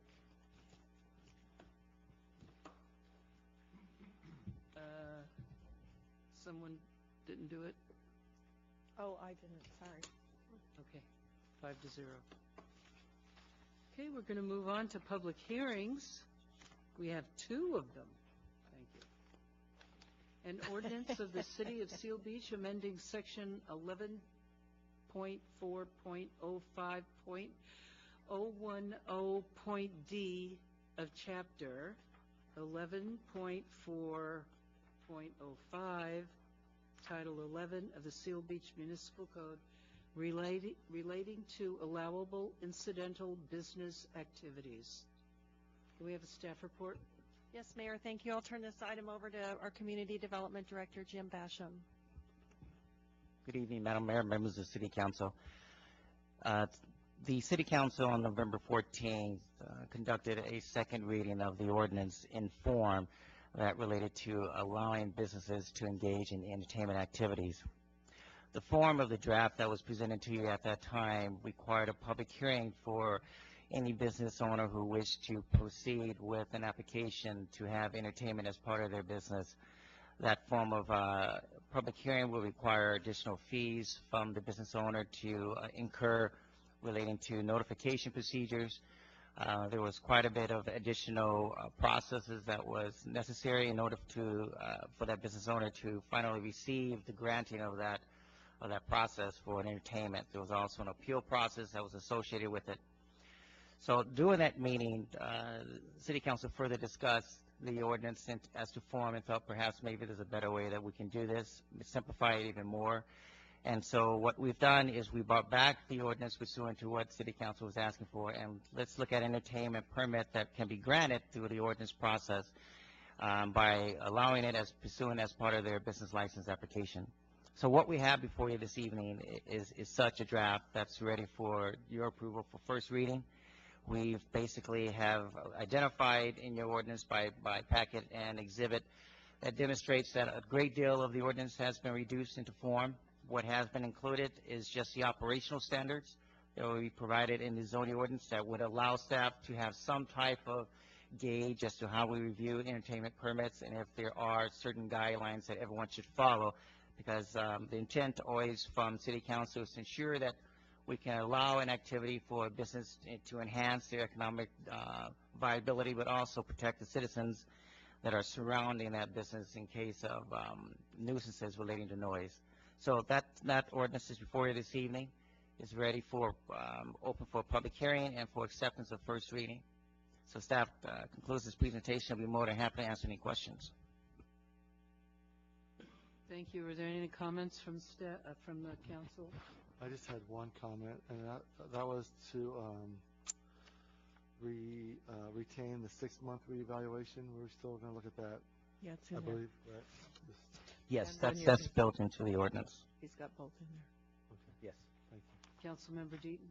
Yeah, I just want to thank you very much for the work you went through. I think you kept what was essential to protect the neighborhoods and got rid of all of the stuff that was going to encumber business and staff. So I thank you very much. Any other comments? Councilmember Sistarsik. I just had a question on page 2 of the ordinance under little I location. It says the primary business would take place only within the enclosed interior area. I was just wondering on the definition of enclosed. Madam Mayor, in response to the question, that would be specifically within the interior walls of the business. Okay. So it wouldn't be like in the exterior patio area or something of that nature where noise can really generate a great deal more than if it was in the confines of the interior of the building. Okay, and we don't have any stipulation about windows or doors or anything like that being... I do believe there's operational provisions that says that you need to maintain a certain noise level of that business. So one of the ways for which we can work with that business owner, if for some reason noise is being generated and we're receiving complaints, is that we can work with them to see if they're keeping their windows open, methods and ways where they can reduce that complaint. On a per complaint? Yes, case-by-case basis, yes. Okay, thank you. Thank you. Any other comments? Councilmember Moore? One comment. Can business owners, will they be, instead of having to visit the finance department and amend their existing license, could they grandfather their existing business license so they wouldn't have to do that? Well, actually, there would be no need for grandfathering, and it's not. I don't think it's an additional fee unless the finance director who manages the permitting of a business license. It's just a matter of that business owner coming in to the business license division and saying, "I'm adding as part of my business entertainment." So it's a method and way of us engaging as to the activities that are taking place inside that business. Okay, and I agree with Council Member Deaton. It looks much better. So, thanks. Just one comment on the business license and needing to go in versus the grandfathering. There are going to be 2 business licenses, and one allows the entertainment and one doesn't, so that the one that does allow it can be pulled for violation. So they would need to have the one that allows it. Does that make sense? Yeah. I have a question on how are we going to hire someone who will be monitoring? Actually, that's a very good question. I apologize, I didn't review that part. By the time this ordinance becomes effective, we believe we're already into spring, and so what I'm asking actually as part of implementation of this ordinance, if City Council still wants us to proceed with hiring a part-time code enforcement officer, I can build that into the upcoming budget, so it can be as part of the approval of the costs associated with that code enforcement officer, so that with that person, or at least that position, would be budgeted for the upcoming fiscal year. So during this time period, I can't even imagine that we're going to be inundated with a lot of businesses within a short period of time, probably like 2-3 months, of folks who's going to not be in compliance, if you will, of the Okay. ordinance. Sounds good. Thanks. Any other questions? Okay, can we open the public hearing? Is there anyone here that would like to speak on this item? I was wondering why you were sitting there so patient. Well, last time I was here was the LA Fitness meeting, so I'm used to waiting. Good evening. My name is Scott Levitt. I represent Taco Surf. Roughly 2.5 years ago, my clients came up pro per at that time, requesting an entertainment permit for their location in the Surfside Sunset Beach. I know many of you have sort of sat up there and listened to the back and forth. I'm here tonight just to say that Taco Surf is happy with what staff has done, and we are excited to move forward with this. We hope that the first reading occurs tonight, and that the second reading is the next meeting, and we would be the first applicants to apply for the Sunset Beach location. Also, on behalf of the Chamber of Commerce and as Vice President of the Chamber of Commerce, we too are behind this decision to simply amend the current municipal code and to have this process the way it has been presented as a city sort of over-the-counter process, the same way in which a business license is applied for and received. And of course, existing within the city is noise ordinances and violations, and Councilwoman Deaton was correct in bringing up what about enforcement. Also, there would also be enforcement allowed by the Silver Beach Police Department for noise violations within the code themselves. So if you have any questions, I'd be happy to answer them. I've worked with Mr. Basham on this, and we're excited to see it pass tonight. So thank you.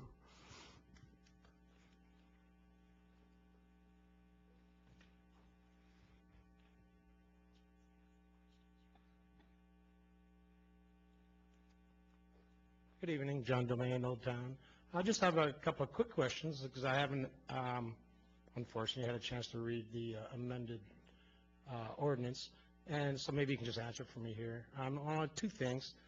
First, I know in the past you had mentioned you're going to require every performer that comes in to work into town and any of the establishments to get a city business license. I was wondering if that was still in effect. Because it's something you're going to probably want to check into. It's my understanding through some research that they do not have to. They are protected under the First Amendment. You don't have to. It's, you know, like I mentioned before, I've worked all around the world in these situations. I've never once ever been asked to get a city business license to go in and perform for one night or a week or what have you into a nightclub or a restaurant. So that's, you know, that's a big thing, because if that's what you're asking, what that's actually going to do is keep performers away, and that's not good. That's not good for anybody. So anyways, that's the biggest question. And the other thing I had, I mentioned it at Councilperson Deaton at your coffee talk about promotion, and I've been thinking about the response that you gave me. My question was, you said that if I recall correctly, there's no outside promotion allowed. So my question is, what does that mean? And the response I got was, are we trying to avoid anyone in a big send busloads of people in to a venue? Well, I understand that, but where does that happen? It doesn't happen in any area like this that I know of. And I've worked in just about every community and every county in California. So I'm just wondering if we could clarify that, what no outside promotion means. Does that mean a band member can't promote his gig if he's coming to O'Malley's, let's say, or just exactly what does that mean? So that's my two biggest concerns, and there are two big things that are going to affect the quality and of the performers that come into town, and also is going to affect just what the businesses can do to have a successful program. So if I could get an answer for that, I'd be happy. The rest of them I'm happy with. The sound barriers and all of that, that's great. I've spent 35 years in loud noise rooms dang near every night. And the last thing I want to hear when I come home from work is more loud noise. So I'm a little sensitive to that. And I'm one of the, as far as I know, the only person with that dual experience. So I'm really sensitive towards it. And I have a lot of solutions for that that are very simple. And we're talking on a very small scale here as far as the number of businesses that are going to be operating with entertainment. And I just think it's real easy to control with a good, solid program, not only for the venues and the performers, but also for residents, and have a number, somebody the residents can call, and just have somebody to walk up and just say, well, what's your excuse? The minute they call, what's your problem? Oh, yeah, I can hear the music. Let me go take care of that. And walk over to the venue in question and take care of it. You know, the big problem with enforcing things like that is the bands themselves, I hate to say, but it is, you know. You tell them to turn something down, and they turn it up. And I know you have things in place to combat that, but we really don't need to get down that far, and really need to educate the club owners or the restaurant owners and how to deal with the performers and how to get what they need, and make sure the performers are well aware of the consequences. So that's all I ask. And now, again, Ms. Deaton, if you remember a couple of years ago, I sent you, or maybe, I don't know, it's been a while, an email and offering my services. I don't want anything for it. My goal with this is to see a good, solid program where performers can come into town and offer this town something that they really want. 1 minute, please. Great, thank you very much. So that's all I know. But the main two questions about promotion and about requiring business license for each performer that comes into town. Thank you very much. Thank you. Anyone else? Okay. Could we ask the planning director to address those two questions? Yes, please. Madam Mayor, in regards to the requirement for a business license, and the finance director can correct me if I'm incorrect, in accordance with Chapter 5 of the Municipal Code, if you're conducting a business within the city, and it's a business being conducted on a regular basis and you're being compensated for it, then a business license is required. It is presumed that you're filing a 1099 tax form with the federal government in that regard. So a business license would be required for a performer who's performing on, let's say, on a daily or regular basis. I know in questions in the past there was some examples given. Well, what if it's a high school that's doing a benefit, if you will? Under those circumstances, we would not require a business license. It's when somebody is engaging on a regular basis, a business that promoting themselves as a business or an entity that performs, and they've established themselves with a fictitious name and so forth, that individual pursuant to Chapter 5 would be required a business license. And the finance director can correct me if I'm incorrect in that regard.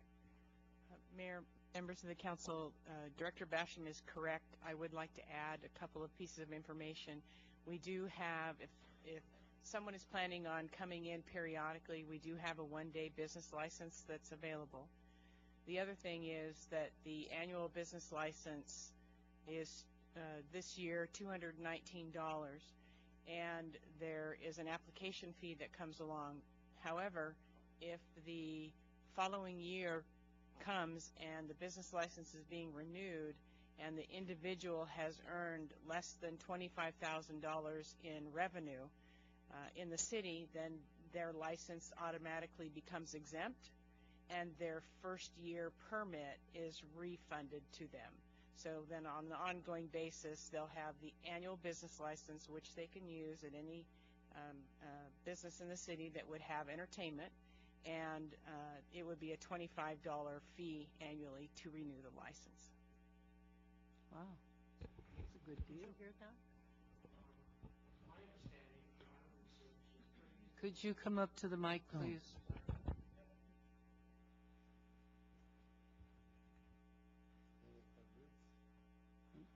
Excuse me for that. It's my understanding, through just some minor research, only really took me about 15 minutes to go through some documents, that performers coming into a business to perform these bands are protected in the First Amendment. You can't make them get a business license to come in. That's my understanding. And that's going to be an issue because performers just won't do it. And some performers are just not going to bother. They'll just go file a lawsuit. But they're protected in the First Amendment. I understand what your city ordinance says, but that's sort of trumped at the moment. Pardon that expression. But, federal court rulings, Supreme Court rulings overrule that. So it's just something that I would really, really ask to take some time and check out that aspect of it before you enforce that. That's all I ask. This is my business. This is what I know. I don't know much, but I know an awful lot about running entertainment programs, and very successful ones. And that's just something I'd like y'all to check into before you leave that in. If there's any other questions about that, before I walk back, I'd be happy to take them. Thank you. All right, thank you very much.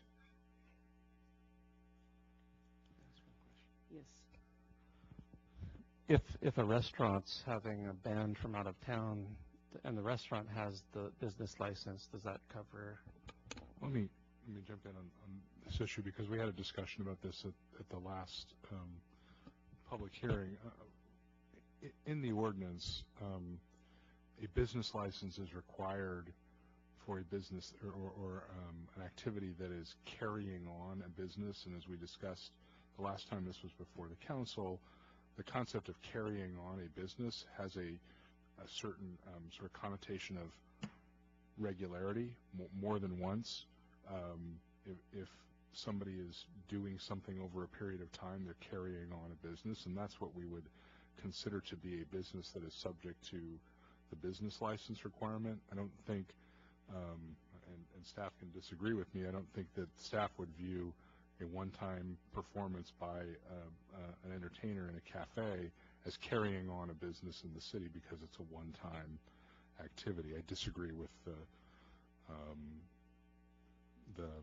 concept that the First Amendment protects performers from having to comply with various types of license requirements. All types of entertainment industries and entertainment businesses have to get business licenses, and so that's not a particular issue, but just by definition under the code, I think what we discussed with the council at the last public hearing is that this concept of carrying on a business, somebody doing something regularly over a period of time, is the type of business that's required to apply for a business license, not the one-time entertainers who are playing a gig on a particular night. And I think that was also the response to the question about the charity groups, the high school groups. Those things that just are incidental are not what the city would consider to be carrying on a business in the city. Thank you. And there was also a question about promotion, and I think there's maybe a misunderstanding about the interchange. The ordinance prohibits outside promoters from using a business in the city. So, for example, I know some coastal towns often have problems where a business will be rented out by a promoter who takes over the business and puts on various types of entertainment activities. That's not what's permitted by the ordinance, and that's in fact permitted by the ordinance. There's no prohibition against promoting. So if a band is going to appear, and they want to put it on their Facebook site or whatever, hey, we're going to be in Seal Beach, there's no prohibition in the ordinance against that. What's prohibited is an outside promoter renting a business on Main Street and holding a lingerie show or any of the other kinds of things that often happen in that kind of scenario. So that's what's prohibited, the outside promoters of shows taking over a business. Thank you. Any other questions from anyone? My goodness. I move it. Let me close the public hearing first. Close the public hearing. Now I move it. You moved it. Is there a second? Second. Okay, please vote. Okay. And please notice this will be reviewed in 6 months and again in a year. It's in the document.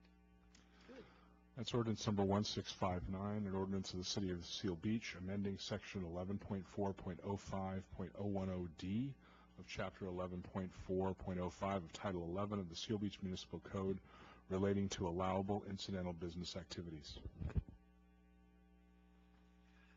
Thank you. The next public hearing is the extension of interim urgency ordinance number 1662, amending regulations for accessory dwelling units in residential zones in the city to comply with new state legislation. This is a zone text amendment number 16-2. Can we have a staff report, please? Yes, Mayor. Thank you. Our senior planner, Crystal Landavazo, will present this item tonight. Crystal? Good evening, Madam Mayor and Council. As the Mayor identified on December 12th, the City Council adopted Urgency Ordinance 1662 to establish temporary zoning regulations for accessory dwelling units in residential zones. This was adopted in order to comply with AB 2229 and SB 1069, which required cities to comply with new restrictions by January 1st. Staff provided an update on January 9th and is now requesting that the City Council hold a public hearing for a 10-month and 15-day extension of Ordinance 1662. This extension will allow the city to remain in compliance with state legislation while monitoring guidance updates provided by HCD before adopting permanent regulations. And this concludes staff's report. Thank you. Any questions of staff? No? Yes? Okay. We'll open the public hearing. Anyone wishing to speak can do so now. Seeing no one, close the public hearing. What is the pleasure of the council? Is there any discussion? No? I'll make a motion to adopt item J, extend the inter-emergency ordinance for 10 months and 15 days. Second. Okay, please vote. Okay, 5-0. Urgency ordinance number 1662, an urgency ordinance of the City of Seal Beach approving a 10-month, 15-day extension to December 11th, 2017 of the existing interim urgency ordinance amending Title 11 of the Seal Beach Municipal Code regarding accessory dwelling units and related development standards and declaring the urgency and immediate effectiveness thereof pursuant to Seal Beach City Charter Section 412 and Government Code Section 65858. That zone text amendment 16.2, and Mayor will just note for the record that that ordinance, unlike a normal ordinance, takes effect immediately this evening. Thank you. There is no unfinished or continued business. There is no new business, and therefore we are adjourning the City Council meeting to Monday, February 13th, 2017 at 5:30 p.m. to meet in closed session if deemed necessary. Note, that is the day before Valentine's Day. If we go past 12 o'clock, we expect roses.